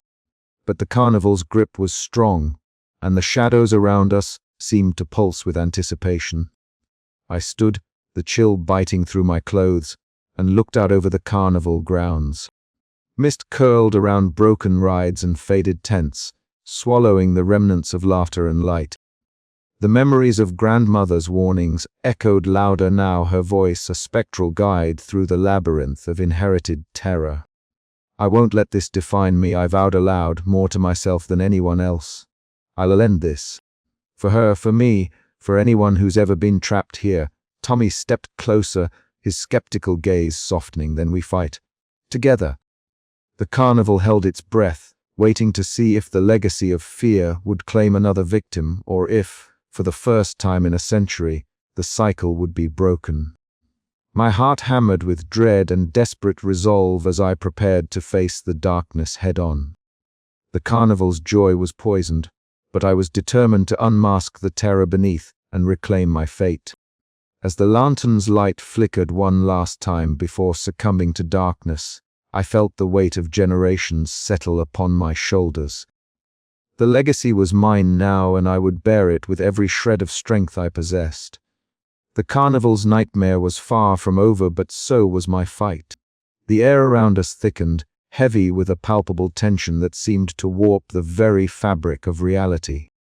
The moment we stepped closer to the towering clock that dominated the carnival's decayed center, the ground beneath our feet felt unstable, as if the earth itself were breathing erratic, uneven. The clock's enormous hands spun uncontrollably, sometimes hurtling backward, then jerking forward with a violent snap that echoed like a gunshot. Each tick bled into the next, a fractured rhythm that unsettled my bones. Tommy's face, usually a bastion of skeptical defiance, bore the same raw confusion I felt. He clenched his fists, jaw tight. "This isn't right," he muttered, eyes darting nervously around the shifting carnival. "It's like time's been broken here." I nodded, swallowing the lump forming in my throat. The stories my grandmother whispered in fragments the endless night, the impossible hours, suddenly made a terrifying kind of sense. We were trapped, caught in a temporal snare woven by the carnival's malevolent will. The world around us began to dissolve and reassemble in jagged fragments. The carousel's chipped paint shimmered unnaturally, the horses' eyes gleaming with a sinister intelligence. As the ride spun, the mirrors surrounding it fractured, reflecting not just our current selves but ghostly images of past victims, their eyes hollow, their mouths open in silent screams. The faces blurred and merged, a phantasmal dance of despair that clawed at my sanity. "Evelyn," Tommy's voice cracked, pulling me back from the edge. "We have to keep moving. This place feeds on our fear." Every step forward felt like wading through molasses, the carnival's twisted architecture bending and folding like a living nightmare. The tents stretched impossibly tall, their striped fabric rippling though no breeze stirred. Shadows lengthened and shortened erratically, as if the sun itself had lost its way. Time splintered further. I caught glimpses of myself and Tommy in overlapping loops, running, screaming, collapsing, trapped in endless cycles of terror. The cacophony of our own cries echoed around us, a maddening chorus that threatened to drown out reason. I wanted to turn away, to shut my eyes and disappear into the comforting void of oblivion, but I couldn't. Not yet. Gripping Tommy's hand, I felt a flicker of warmth, and reality pierced the suffocating gloom. "We can't let it own us," I whispered, voice trembling but resolute. "We have to fight." His skeptical gaze softened into something fierce, a reflection of my own determination. Together, we pressed on, navigating the carnival's impossible geometry, the upside-down tents, the twisted funhouse mirrors, the silent, watching crowds of phantoms. As the clock's hands spun wildly overhead, I realized the carnival's power wasn't just in the physical realm, but in this fractured time, this ceaseless loop that fed on our memories and fears. Breaking free meant confronting the core of the curse itself, the dark heart beating beneath the carnival's twisted joy. With every agonizing repetition, my resolve hardened. The carnival might stretch time into a tormenting nightmare, but I would not let it define me. The legacy of fear was mine to inherit, but also mine to challenge. The air thickened again, the ticking slowing, as if the carnival sensed the shift. I looked at Tommy, eyes blazing with a terrifying hope. The battle for our souls was far from over, but for the first time, I believed we could win. And then the world blurred, the clock struck an impossible hour, and the carnival's nightmare began anew. The air inside the Hall of Mirrors was thick, a suffocating blend of mist and stale carnival dust that clung to Evelyn's skin like a second, unwanted layer. Her footsteps echoed hollowly on cracked tiles as she stepped cautiously forward, eyes darting to the gleaming glass panels lined in uneven rows. Each mirror reflected her image, but none showed her true self. Instead, the reflections twisted and warped her features into grotesque caricatures, faces contorted in terror, eyes hollowed by despair, mouth stretched in silent screams. She stopped, breath hitching as one reflection morphed into a version of herself with skin pale and cracked like porcelain, the eyes black pits of hopelessness. The figure whispered her darkest fears, a sibilant voice that seemed to come from within her own mind. "You are nothing but a pawn in this endless game. Surrender and the pain will end." Evelyn's heart thudded violently, a surge of nausea washing over her. She wrenched her gaze away, but the hall seemed to close in, mirrors multiplying until the space felt infinite, a labyrinth of fractured selves. The carnival's curse was no longer just a haunting presence.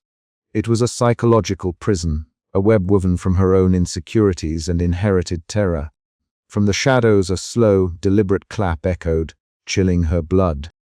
Evelyn turned sharply to see the ringmaster stepping into the dim light, his tall, gaunt frame shrouded in a threadbare coat. The cracked porcelain mask covered his face, a sinister smile frozen beneath his top hat.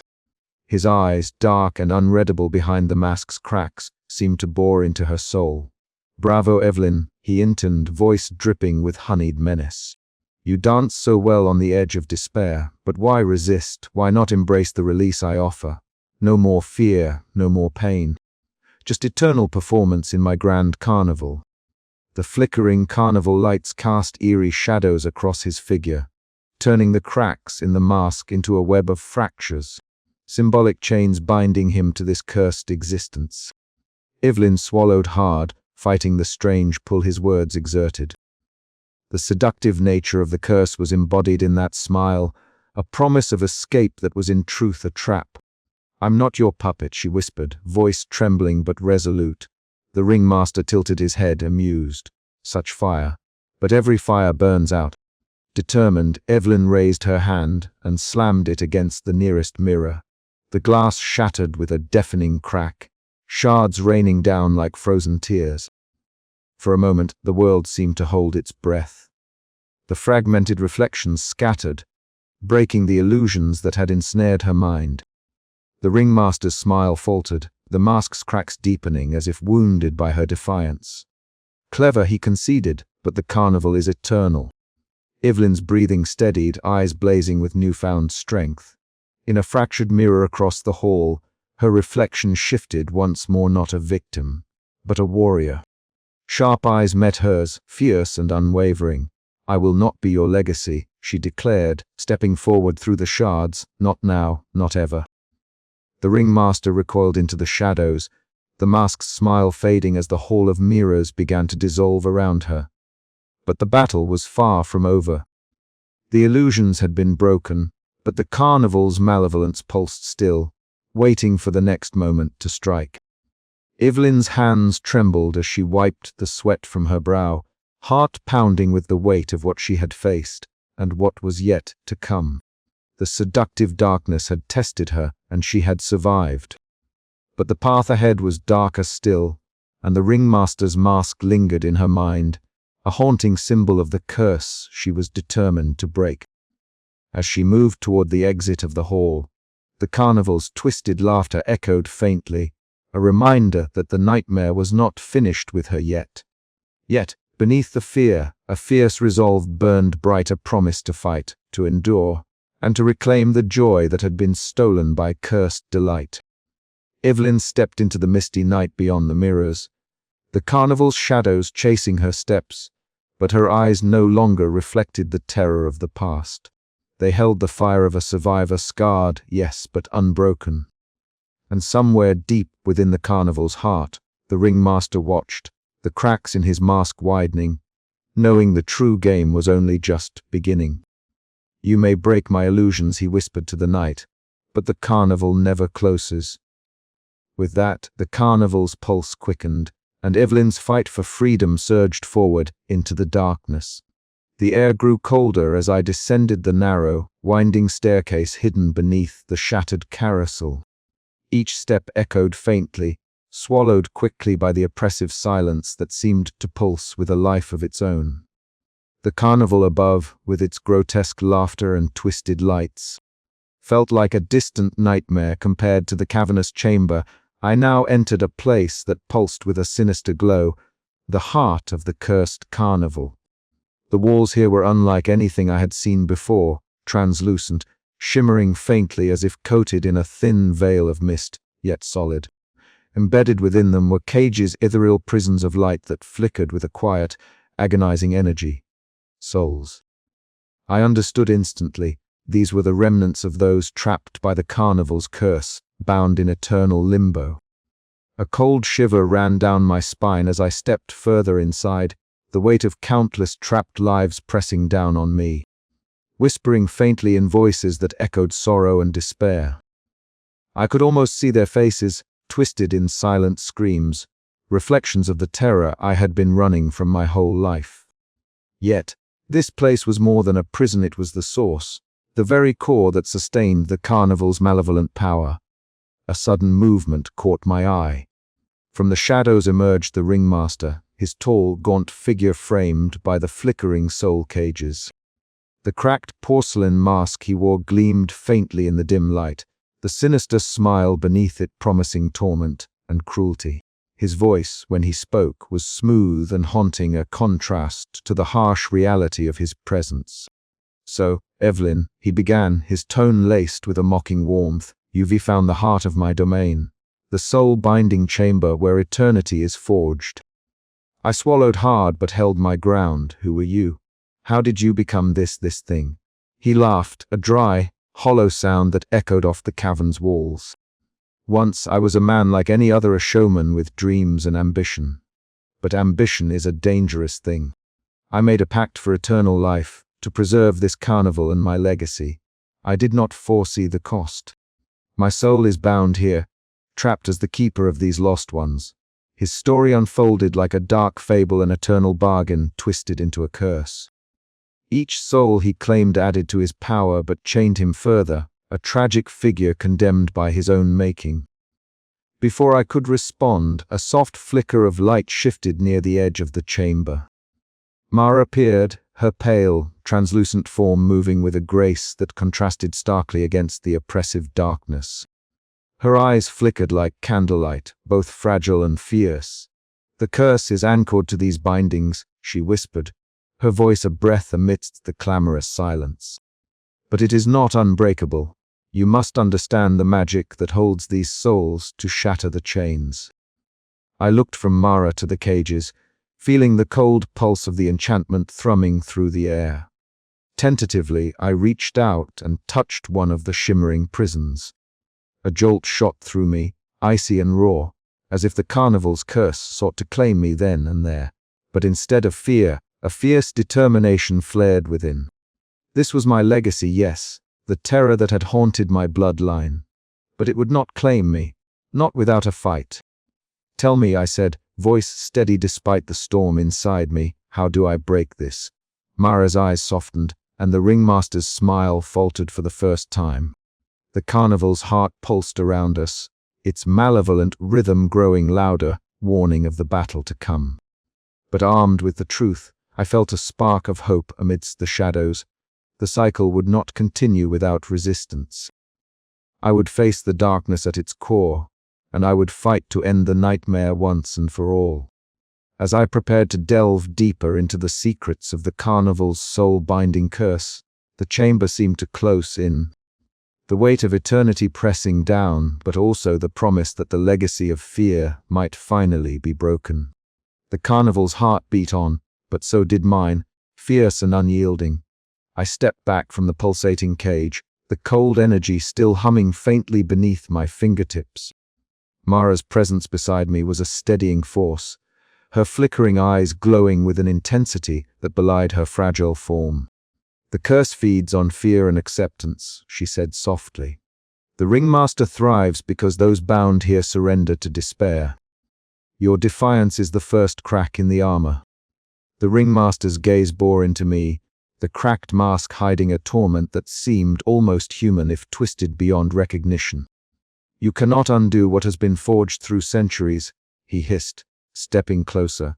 "Every soul I have claimed strengthens this place. Every attempt to break it only tightens the chains." "Then I'll break them anyway," I said, voice shaking but resolute. "For my grandmother, for myself, for everyone trapped here." A bitter laugh escaped him, but I saw something else too, a flicker of regret, a shadow of the man he once was. The carnival's heart pulsed faster, the cages flickering wildly, as if sensing the brewing storm. Before the ringmaster could respond, Mara reached out, her translucent hand brushing my arm. "There is a way," she whispered urgently. "A ritual hidden in the carnival's past, a sacrifice that can sever the soul bonds, but it requires strength more than you know you possess." My mind raced. Every fiber of my being screamed to run, to escape the nightmare that had already cost too much. But this was my fight. The legacy I never asked for was mine to confront. "Tell me," I demanded. "Tell me everything." And as the carnival's heart beat on around us, I braced myself to face the darkness within and the battle for the souls bound to this cursed place. The chamber's eerie glow cast long shadows as Mara recounted the ritual's details, her voice waving through the heavy air like a fragile thread of hope. It required the willing surrender of a part of one's own soul, an act of defiance that could unravel the ancient magic. "It will hurt," Mara warned. "It will change you. But it is the only way." I looked at the cages again, at the faces trapped in eternal torment. Their silent pleas echoed in my heart, fueling my resolve. "Then I'll do it," I said, the weight of my decision settling like steel in my chest. "I will break this curse, no matter the cost." The ringmaster's mask cracked slightly as a shadow of anger and fear passed through his eyes. "Foolish girl," he spat. "You know not what you challenge." But I did know. The carnival's heart was vulnerable, and I was ready to strike. The battle for the souls and for my own survival was just beginning. As I turned away from the chamber, Mara's flickering form beside me, a new fire burned within. The carnival's dark core had been revealed, its secrets laid bare. I carried its weight now not just as a burden but as a weapon. And somewhere, deep in the shadows, the ringmaster watched, his malevolent smile fading into a grimace of desperation. The heart of the carnival beat on, but so did my will to end it.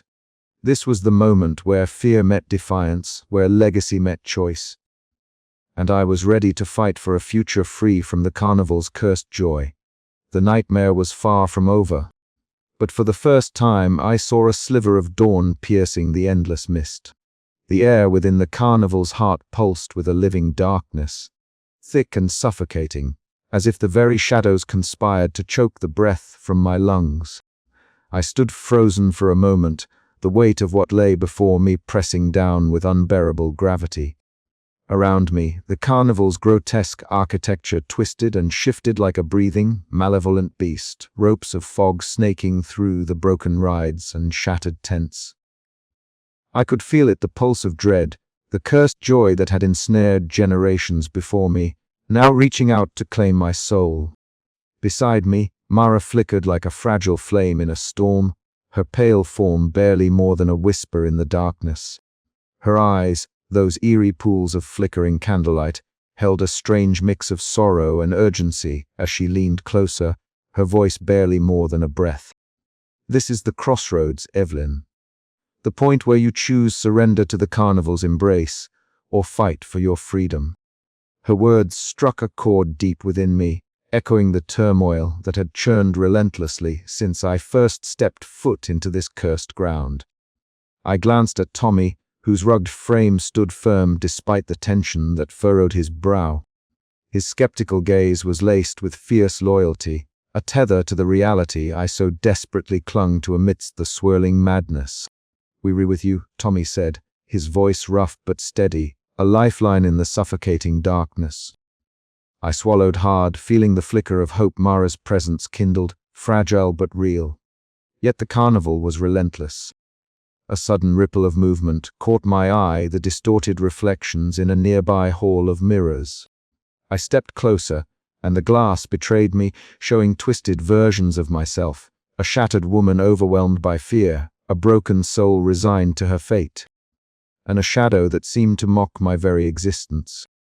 From the depths of the carnival, the ringmaster's laughter echoed, a chilling melody that slithered through the air like poison. The cracked porcelain mask he wore seemed to leer from the shadows, his sinister smile promising despair. This was not just a battle for my body or soul. It was a war within, a struggle to reclaim my identity from the claws of inherited terror. Tommy's voice cut through the oppressive silence as he confronted a shadowy carnival worker who stepped forth as a barrier. "We were not afraid," he growled, his defiance sharp as a blade. The figure recoiled, shadows twisting and recoiling in an unseen force. His brash courage sparked a fire within me, reminding me that I was not alone in this nightmare. Mara's gaze locked onto mine once more, her whisper urgent and fragile. "Freedom comes at a price, Evelyn. But the cost of surrender is far worse." Her words seared into my heart, crystallizing the choice that lay before me.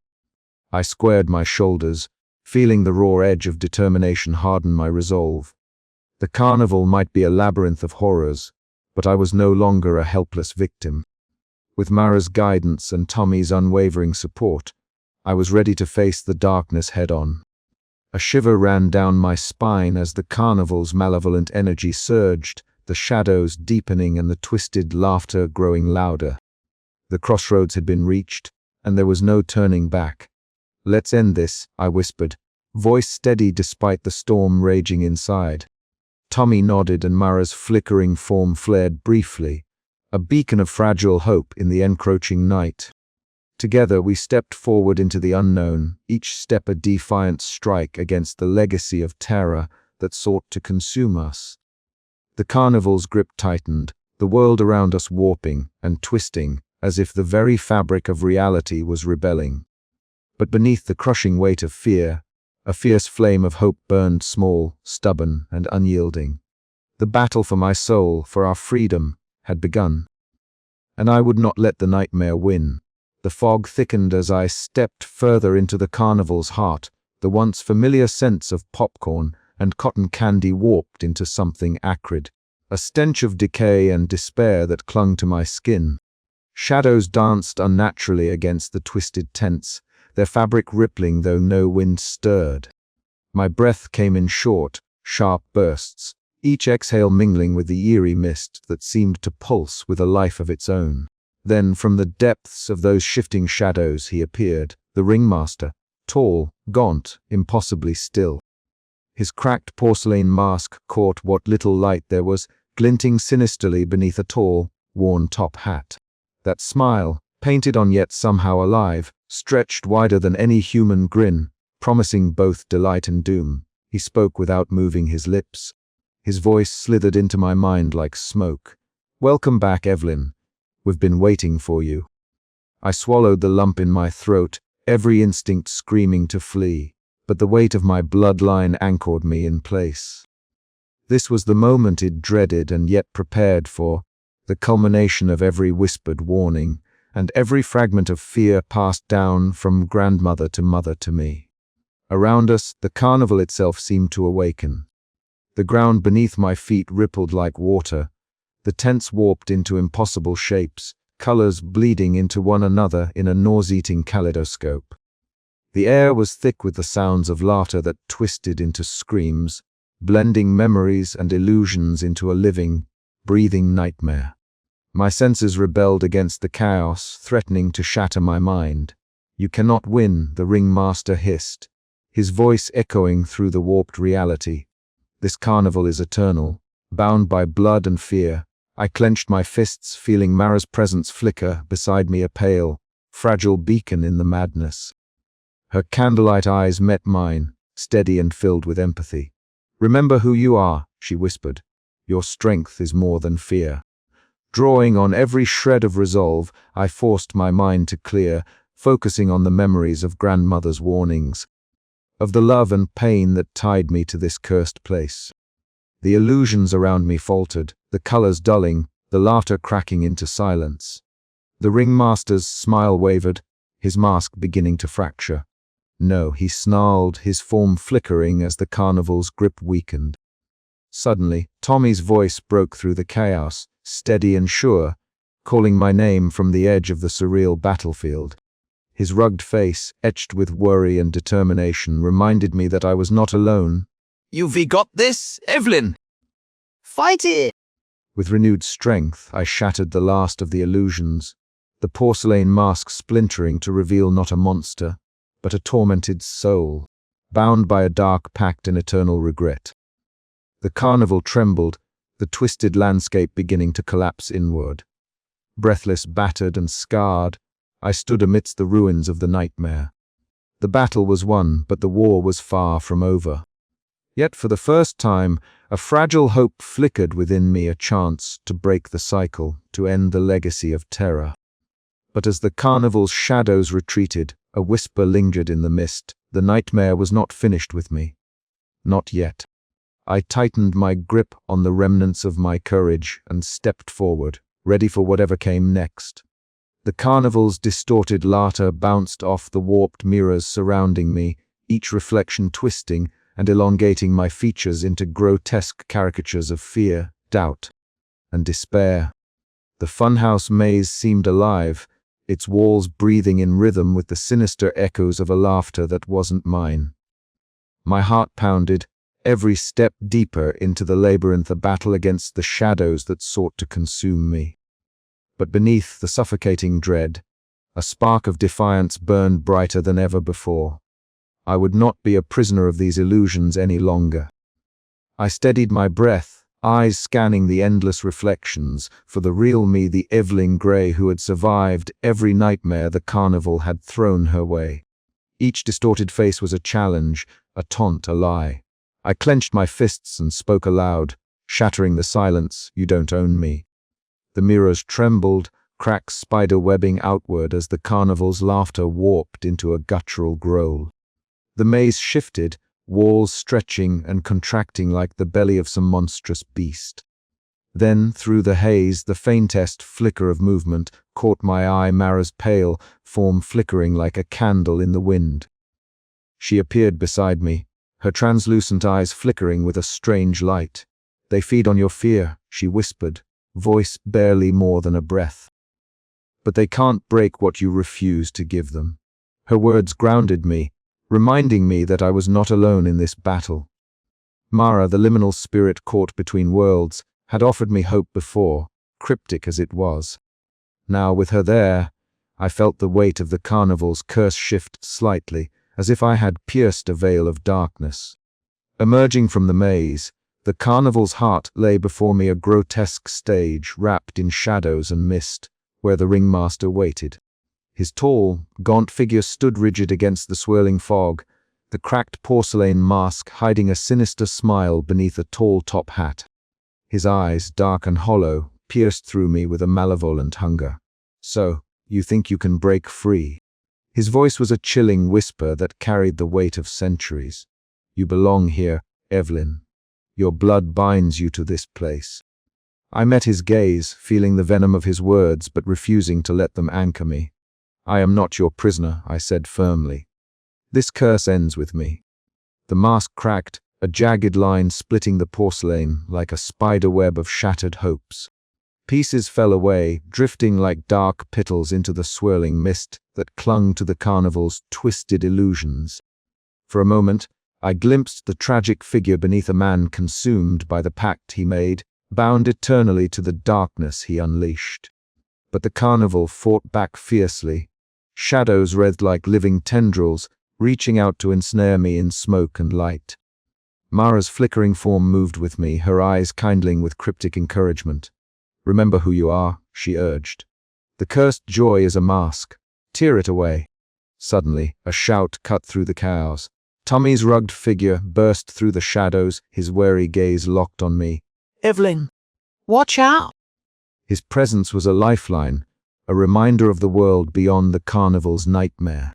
With his help, I found strength to push back against the illusions, breaking them down one by one. The grotesque reflections shattered, the twisted memories dissolved, and the carnival's false delight crumbled into dust. Each illusion I dismantled weakened the ringmaster's grip, but also stoked his desperation. The air thickened with menace as he hissed curses that clawed at my resolve.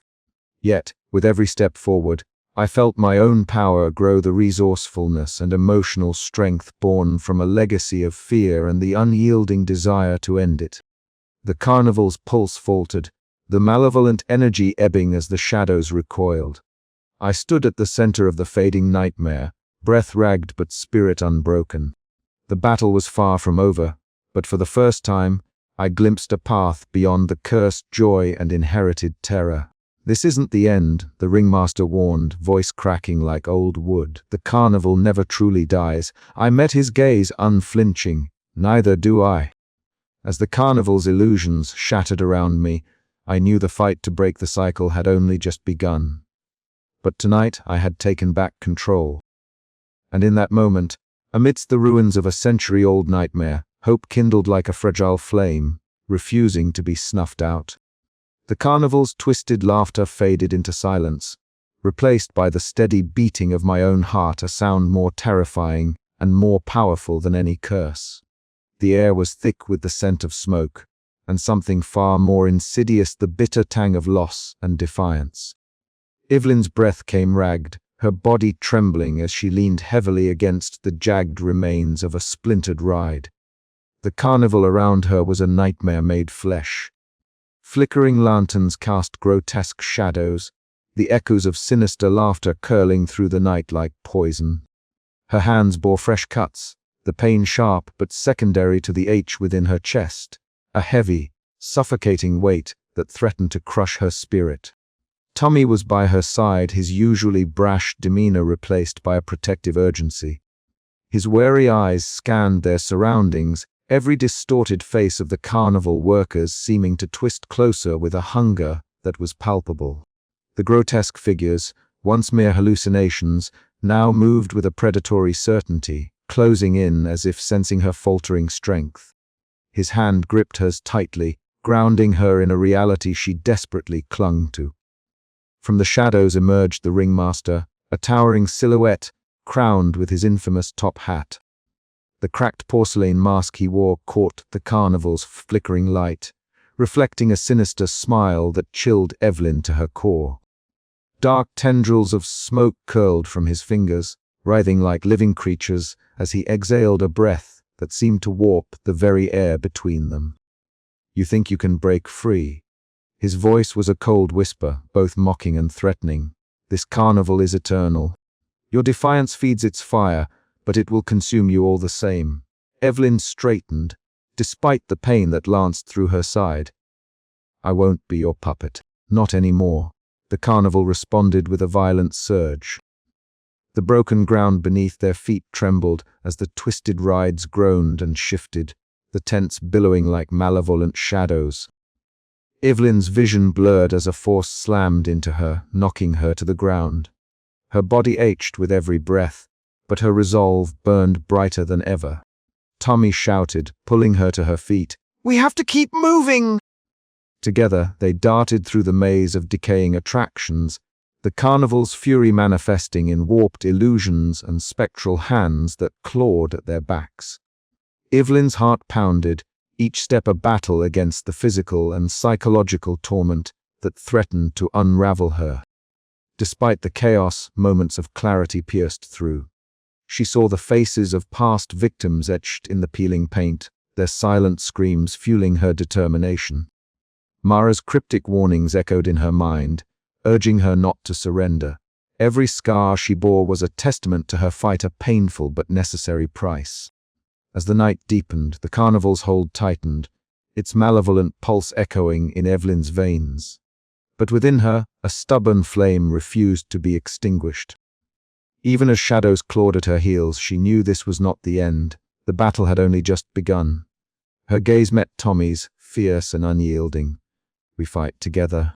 The carnival might rage, but Evelyn's defiance was a beacon, fragile yet unbreakable. And as the first light of dawn threatened the horizon, the nightmare's grip loosened, just enough for hope to flicker. But deep within the carnival's heart, the ringmaster's smile faltered only briefly before hardening into a promise.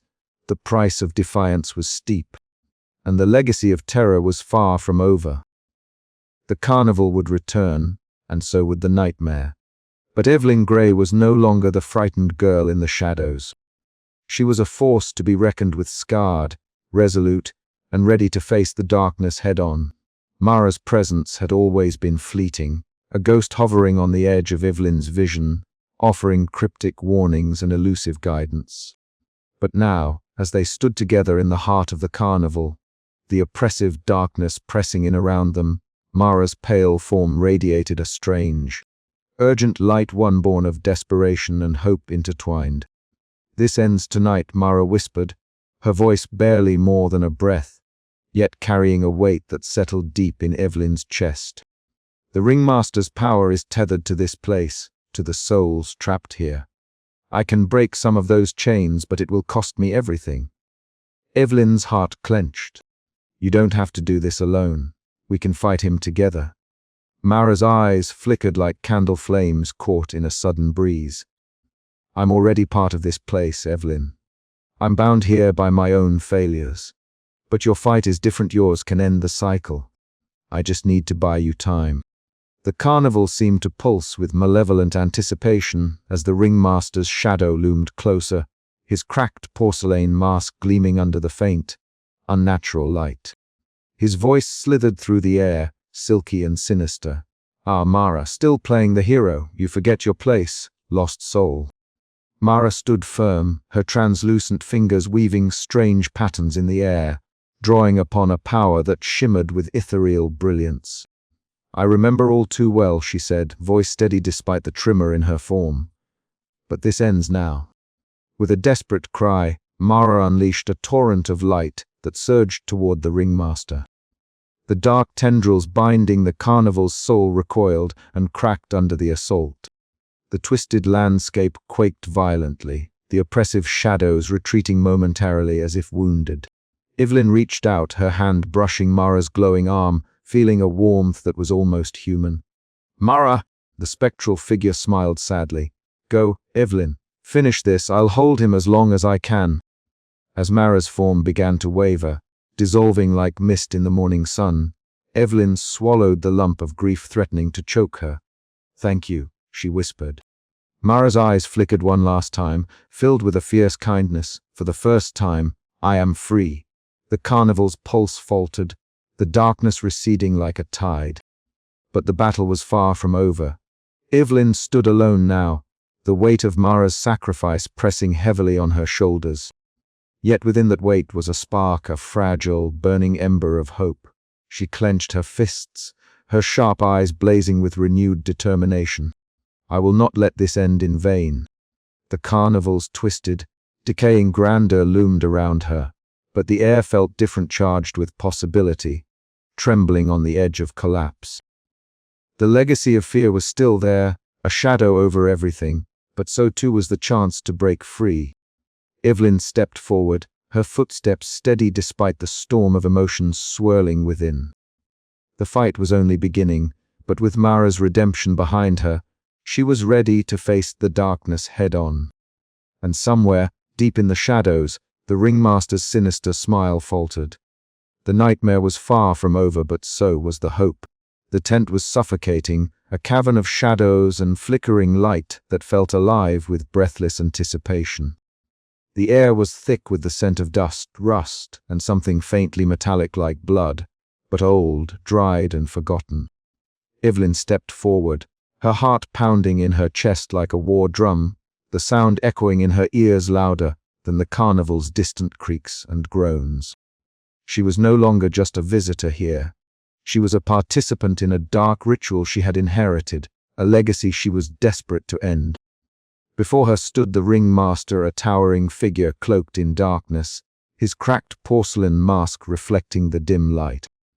His top hat sat at a crooked angle, and beneath it, the faintest hint of a sinister smile lingered on his lips. Yet tonight, that smile seemed brittle, as if the weight of centuries pressed down on the thin veneer of his malevolence. Evelyn's eyes locked onto the mask, its fractured surface marred by years of neglect and torment. The cracks spidered outward like veins, as if the mask itself was alive, struggling to contain whatever lay beneath. She took a breath, steadying herself against the tide of fear that threatened to wash her away. "It's not too late," she said, voice trembling but resolute. "You don't have to be this monster," The ringmaster tilted his head, the mask's hollow eyes boring into hers. Then, with a slow, deliberate movement, he reached up and began to peel the mask away. The porcelain cracked further with each inch removed, shards falling to the ground with a sharp, tinkling sound that echoed like distant bells. Beneath the mask was not the cruel demon Evelyn had imagined, but something far more tragic. The face was gaunt, the skin pale and stretched tight over sharp bones. His eyes, once hidden, were hollow wells of pain, flickering with memories and regrets long buried. There was a humanity there, raw and broken, that made Evelyn's breath catch. "I was once like you," the ringmaster whispered, voice ragged and distant. "A man with dreams, with love, with hope. But the carnival, it took everything, it promised me eternity, and I took the bargain, not knowing the price." Tommy, standing nearby, clenched his fists, stepping protectively in front of Evelyn. "You're not a monster. You're a prisoner," he said, voice steady despite the tremor in his eyes. "And maybe it's time someone set you free." From the shadows, Mara's pale form flickered, her candlelit eyes glowing softly. She was a ghost of the liminal space between life and death, a reminder of what it meant to be caught in the carnival's web. Her presence was a balm to Evelyn's frayed nerves, a flicker of hope in the consuming darkness. "He's been trapped too long," Mara murmured. "The curse binds us all, but understanding is the first step to breaking the chain." The carnival around them seemed to pulse, the walls breathing with the whispers of past victims. Shadows shifted, twisting into faces Evelyn recognized her grandmother's, among them silent witnesses to the unfolding revelation. The mask's fall was more than a physical act. It was a tearing away of centuries of lies and pain. Evelyn reached out, her fingers trembling as she touched the ringmaster's cheek. The skin was cold, but beneath the surface, she sensed a flicker of warmth, a spark of the man he once was. Tears welled in her eyes as she realized the true horror was not the external mask, but the internal prison. "Why did you do it?" she asked softly. "Why make this pact?" A bitter smile ghosted his lips. Desperation, fear of death, the desire to hold on to joy, to keep the carnival alive. But joy without freedom is a curse, and now I am bound to this place, a shadow of the man I used to be. The carnival's oppressive grip seemed to loosen slightly, the shadows retreating as if repelled by the truth. Yet the victory was bittersweet. Evelyn felt the weight of the legacy deeper than ever. This was not just a battle against a malevolent spirit, but a confrontation with the sorrow and sacrifice at the heart of the curse. Tommy's voice broke through the silence. "We have to keep fighting, for all of us, for her." Evelyn nodded, steeling herself. The ringmaster's fall was a beginning, not an end. The mask was shattered, but the carnival's hold was far from broken. As the tense lights flickered and the shadows danced once more, she knew the final act was yet to come. "We'll end this," she vowed, voice low but fierce. No more masks, no more curses.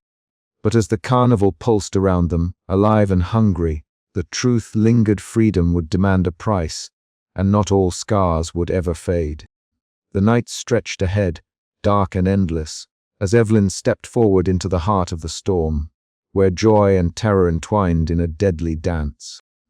The ringmaster's fall was but a crack in the carnival's facade, and the nightmare was far from over. And somewhere, deep within the shadows, the legacy waited, patient and unyielding, ready to claim its due once more. The ground beneath my feet began to shudder with a deep, primal rumble as the carnival around us convulsed and twisted like a dying beast. The once bright tents, their paint peeling and faded, now seemed to rot and warp into grotesque shadows that clawed desperately at the thickening mist. I grabbed Tommy's arm, dragging him forward through the chaos that had become our prison. "This way!" I shouted over the cacophony of cracking wood and tearing canvas. Tommy's breath came in ragged gasps, his eyes wide with disbelief as the carnival's attractions warped and groaned around us. The carousel's chipped horses twisted their necks unnaturally, their painted eyes bleeding streams of black ichor. The Ferris wheel, a rusting skeleton, groaned and creaked as it spun in reverse, each rotation shedding shards of glass and metal like falling stars. Behind us, the ringmaster's laughter echoed through the air, a sound so chilling it pierced straight through my bones. His voice was a twisted symphony of amusement and menace, taunting us as the carnival seemed to rise up in protest of our escape. Spectral figures emerged from the dissolving tents, carnival workers with hollow eyes and mournful expressions. Their translucent hands reached out, grasping at the air, begging for release yet threatening to drag us back. Their presence was a cruel reminder of the souls trapped here, condemned to the endless cycle of torment. "We have to keep moving," I urged Tommy, pushing past the paralysis that threatened to freeze me in place. We were almost there. Suddenly, a shimmering veil shimmered ahead, a flickering portal between collapsing realities. Mara appeared, her pale form wavering like a candle in the wind. Her eyes flickered with a mixture of hope and sorrow, a bittersweet farewell etched into every gesture. "This is your way out," she whispered, her voice like the rustling of dry leaves. "But remember, the curse follows those who flee unbroken." I took her offered hand without hesitation, feeling the cold pulse of her ethereal presence guide me through the veil. The world twisted and blurred, colors bleeding into one another, sounds distorting into distorted echoes. When we emerged, the carnival's silhouette was a ghostly memory, dissolving into the thick mist that clung to the earth like a shroud. Outside the carnival's boundary, I collapsed to my knees, gasping for breath as the oppressive weight of the place lifted at least physically. Tommy crouched beside me, wiping sweat from his brow, his skeptical gaze softened by relief. But the silence that surrounded us was not peaceful. It was heavy with unresolved terror, a quiet that screamed of unfinished business. The carnival was gone, but the legacy it had chained to my soul remained, an invisible leash pulling at the edges of my consciousness. I looked at Tommy, my voice barely above a whisper. "It's not over." He nodded, understanding the burden I now carried, a burden passed down through generations, a legacy of fear and cursed joy interwoven into the very fabric of my being. We had escaped the carnival's physical abyss, but its shadow stretched far beyond the mist, and I knew with chilling certainty that the nightmare was far from finished. As dawn crept over the horizon, painting the sky with pale hues, I rose unsteadily to my feet, determined to face whatever darkness awaited. The carnival that never closed had faded, but its legacy was etched into me forever. And somewhere, deep within the swirling mists of my mind, the echo of the ringmaster's laughter lingered, promising that the cycle might one day begin anew. The city's morning light filtered weakly through the threadbare curtains of my apartment, casting long, distorted shadows that seemed to move of their own accord. I stood at the window, my fingers tracing the cold glass as I stared out at the bustling streets below. A world that continued obliviously despite the nightmare I'd barely escaped.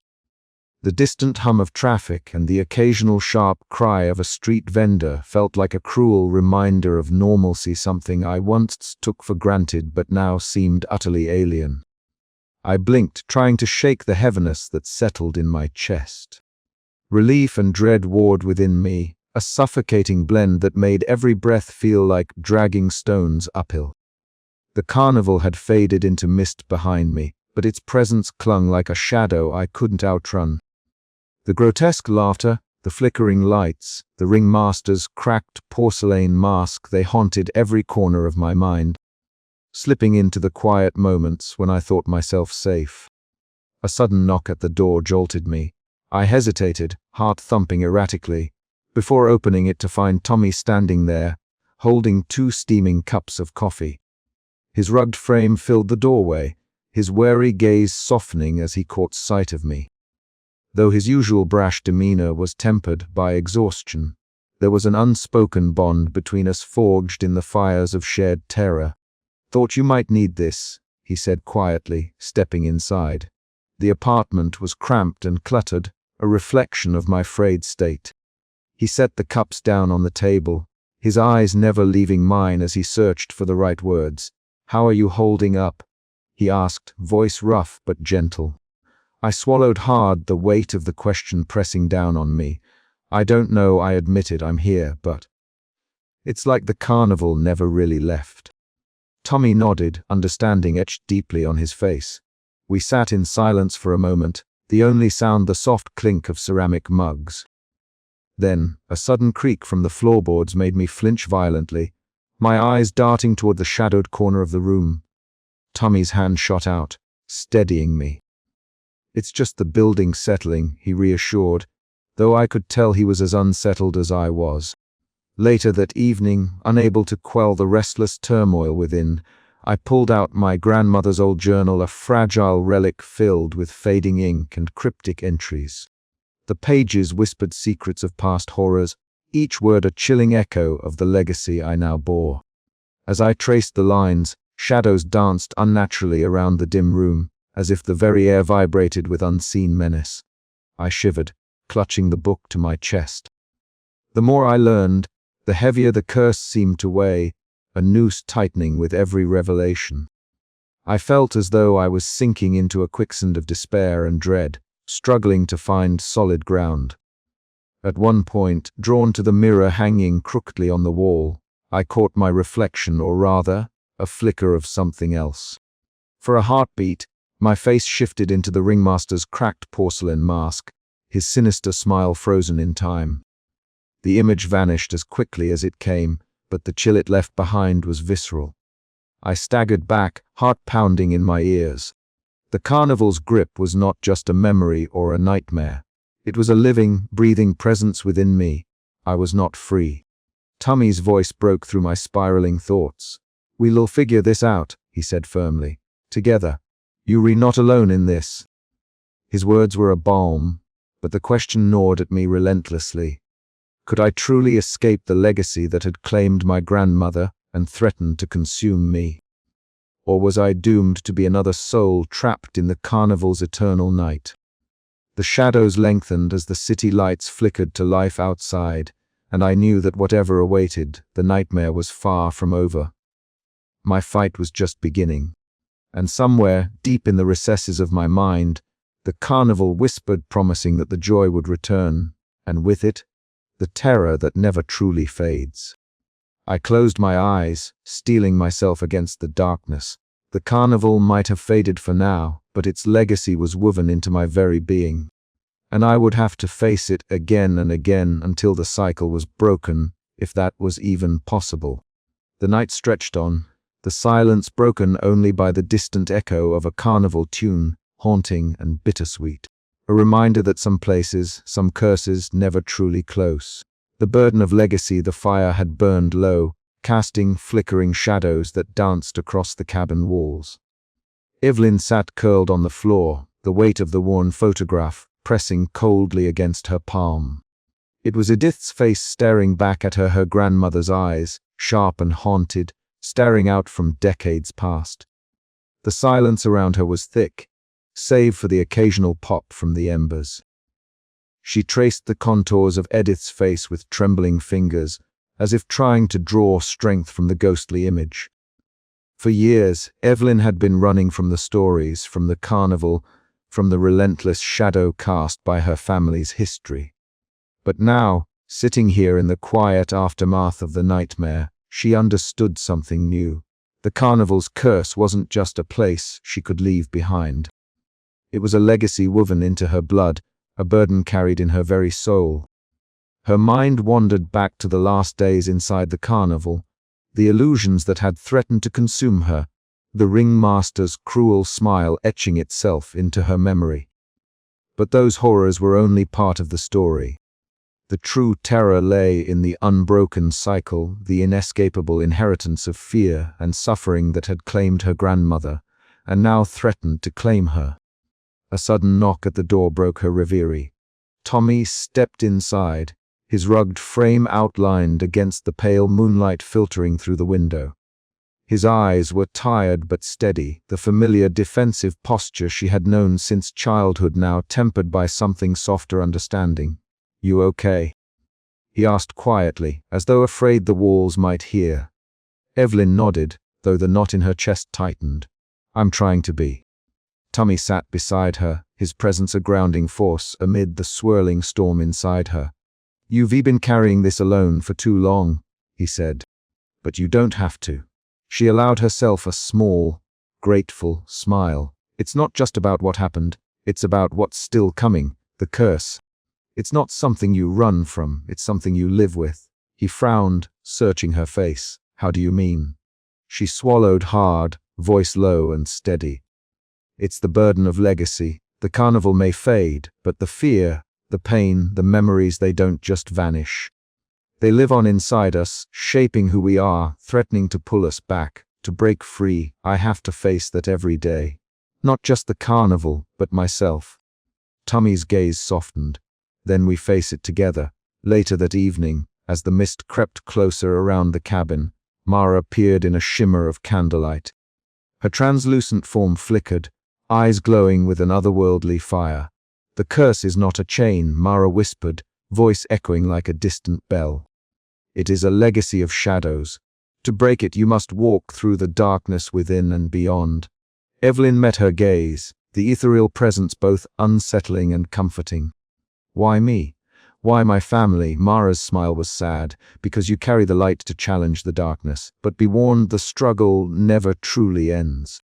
As Mara faded, Evelyn felt a renewed sense of purpose mingled with the cold reality of her task.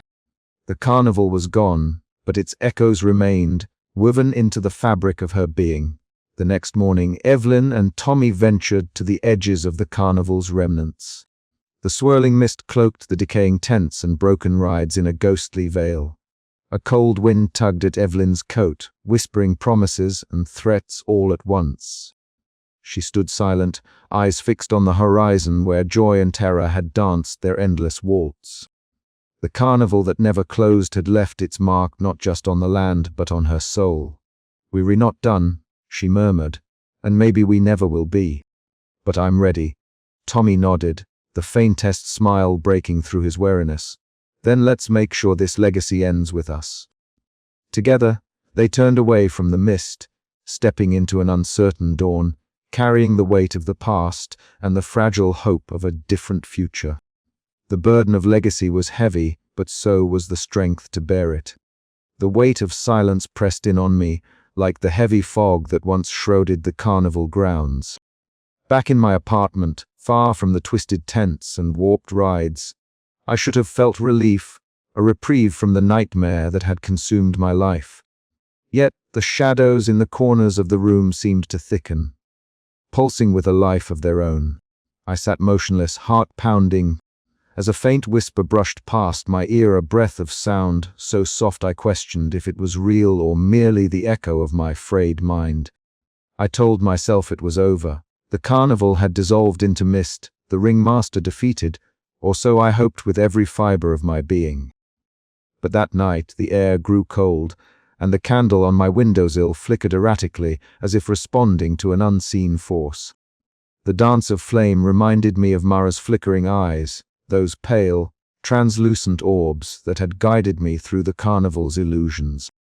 I reached out instinctively, trying to hold onto the fading warmth, but the cold seeped deeper, settling in my bones like a creeping frost. I closed my eyes, trying to steady my breath. The voices that once haunted the carnival's night laughter twisted into screams. Music warped into dissonance, now whispered just beyond hearing, teasing at the edges of my sanity. And then, the unmistakable call, the distant echo of a carnival barker's voice, low and sinister, threading through the wind outside my window. I jolted upright, heart hammering, and glanced toward the darkened street. Nothing but the empty night stared back. Tommy's voice broke through my spiraling thoughts, sharp and urgent. "Evelyn, are you okay? You've been distant lately. That place, it's not done with you, is it?" His skepticism was a shield, but I saw the worry shadowing his eyes. He wanted to believe I was safe, but the carnival's grasp was deeper than either of us had realized. I forced a smile, though it felt brittle and forced. "I'm fine, just adjusting." But I wasn't fine. I felt it, a dark tendril curling inside me, a silent shadow that pulsed in time with my heartbeat. It was subtle, almost imperceptible, but it gnawed at the edges of my mind. The curse wasn't gone. It had simply slipped beneath the surface, weaving itself into the fabric of my being. One night, I stood before the cracked mirror that hung crookedly on my wall. The glass was marred with fine fractures, distorting my reflection into something unrecognizable. As I stared, my image wavered, shifting and twisting until a dark shadow curled at the edge of my vision, like a serpent waiting to strike. My breath caught.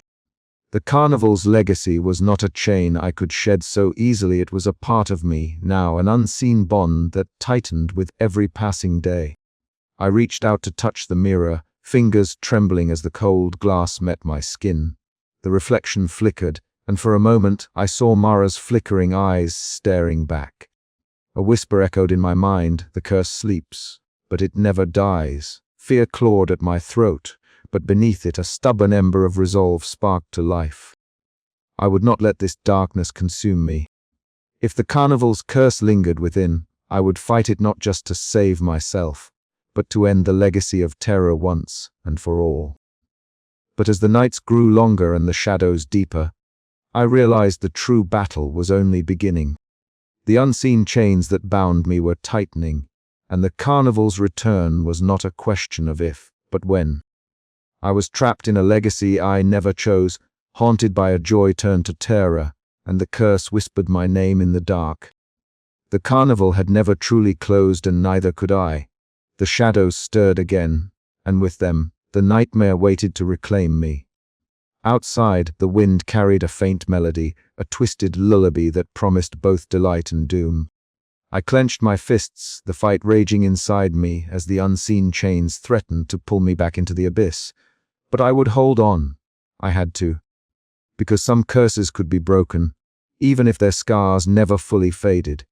And the carnival's final act was yet to come. The morning light seeped through the thin curtains of my apartment, casting long, wavering shadows that stretched like fingers across the worn wooden floor. Outside, the city was waking, but here, in this small sanctuary I'd carved from the remnants of my life, the past clung to me like a second skin. I stood by the window, hands resting on the cool glass, trying to anchor myself in this moment, this fragile new dawn.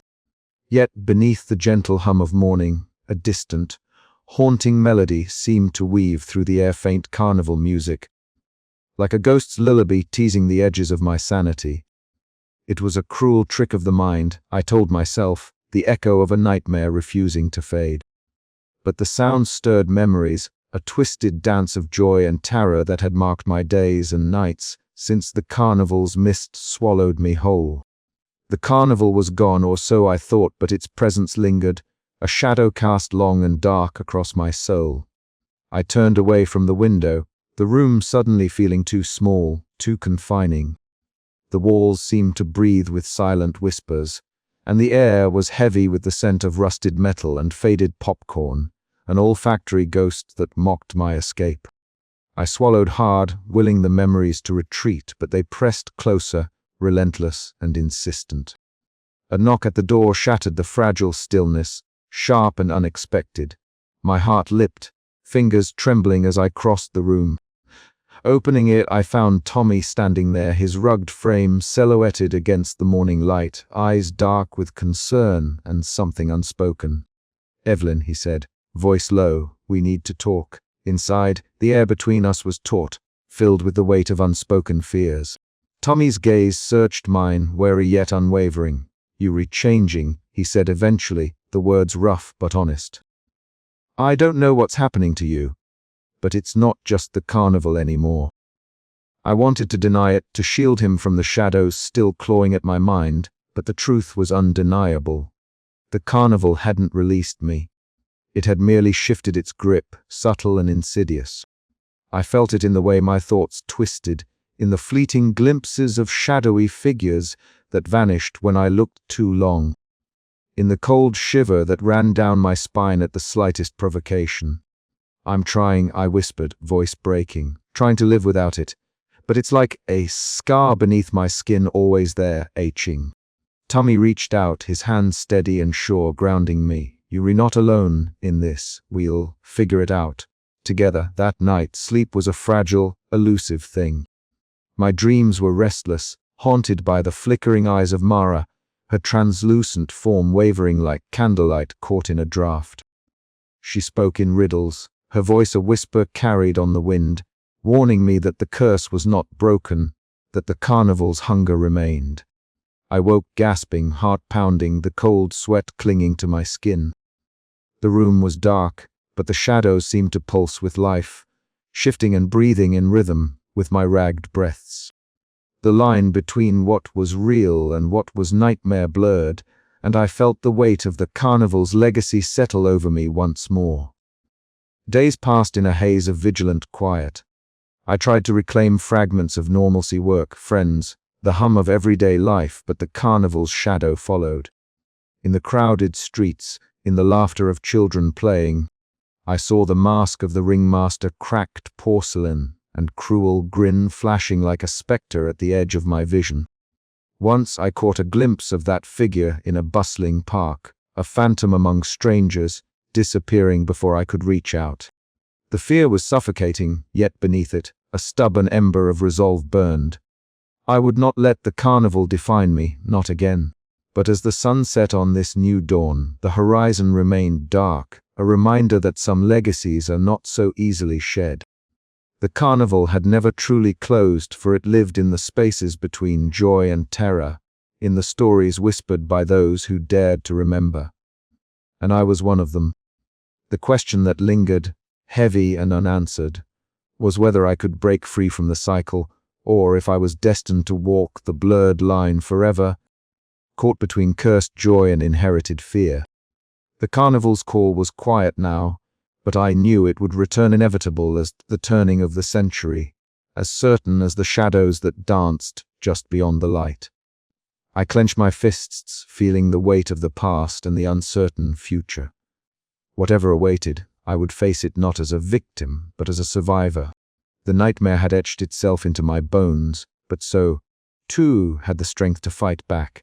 And this time I would not run. The carnival's song was fading, but somewhere, just beyond sight, its heart still beat, waiting for the next dawn. The tendrils of mist curled around my ankles like the fingers of some unseen creature, cold and relentless. The carnival, the grotesque, twisted carnival that had haunted my bloodline for generations, was dissolving before me, its tents sagging and fading. The laughter and screams that had filled the air now nothing but a distant echo swallowed by the fog. I stood at the edge of the place that had once promised joy, but delivered only terror, watching as it vanished into the nothingness from which it had emerged. The air was thick with the scent of decay and burnt sugar, a cruel reminder of the carnival's poisonous allure.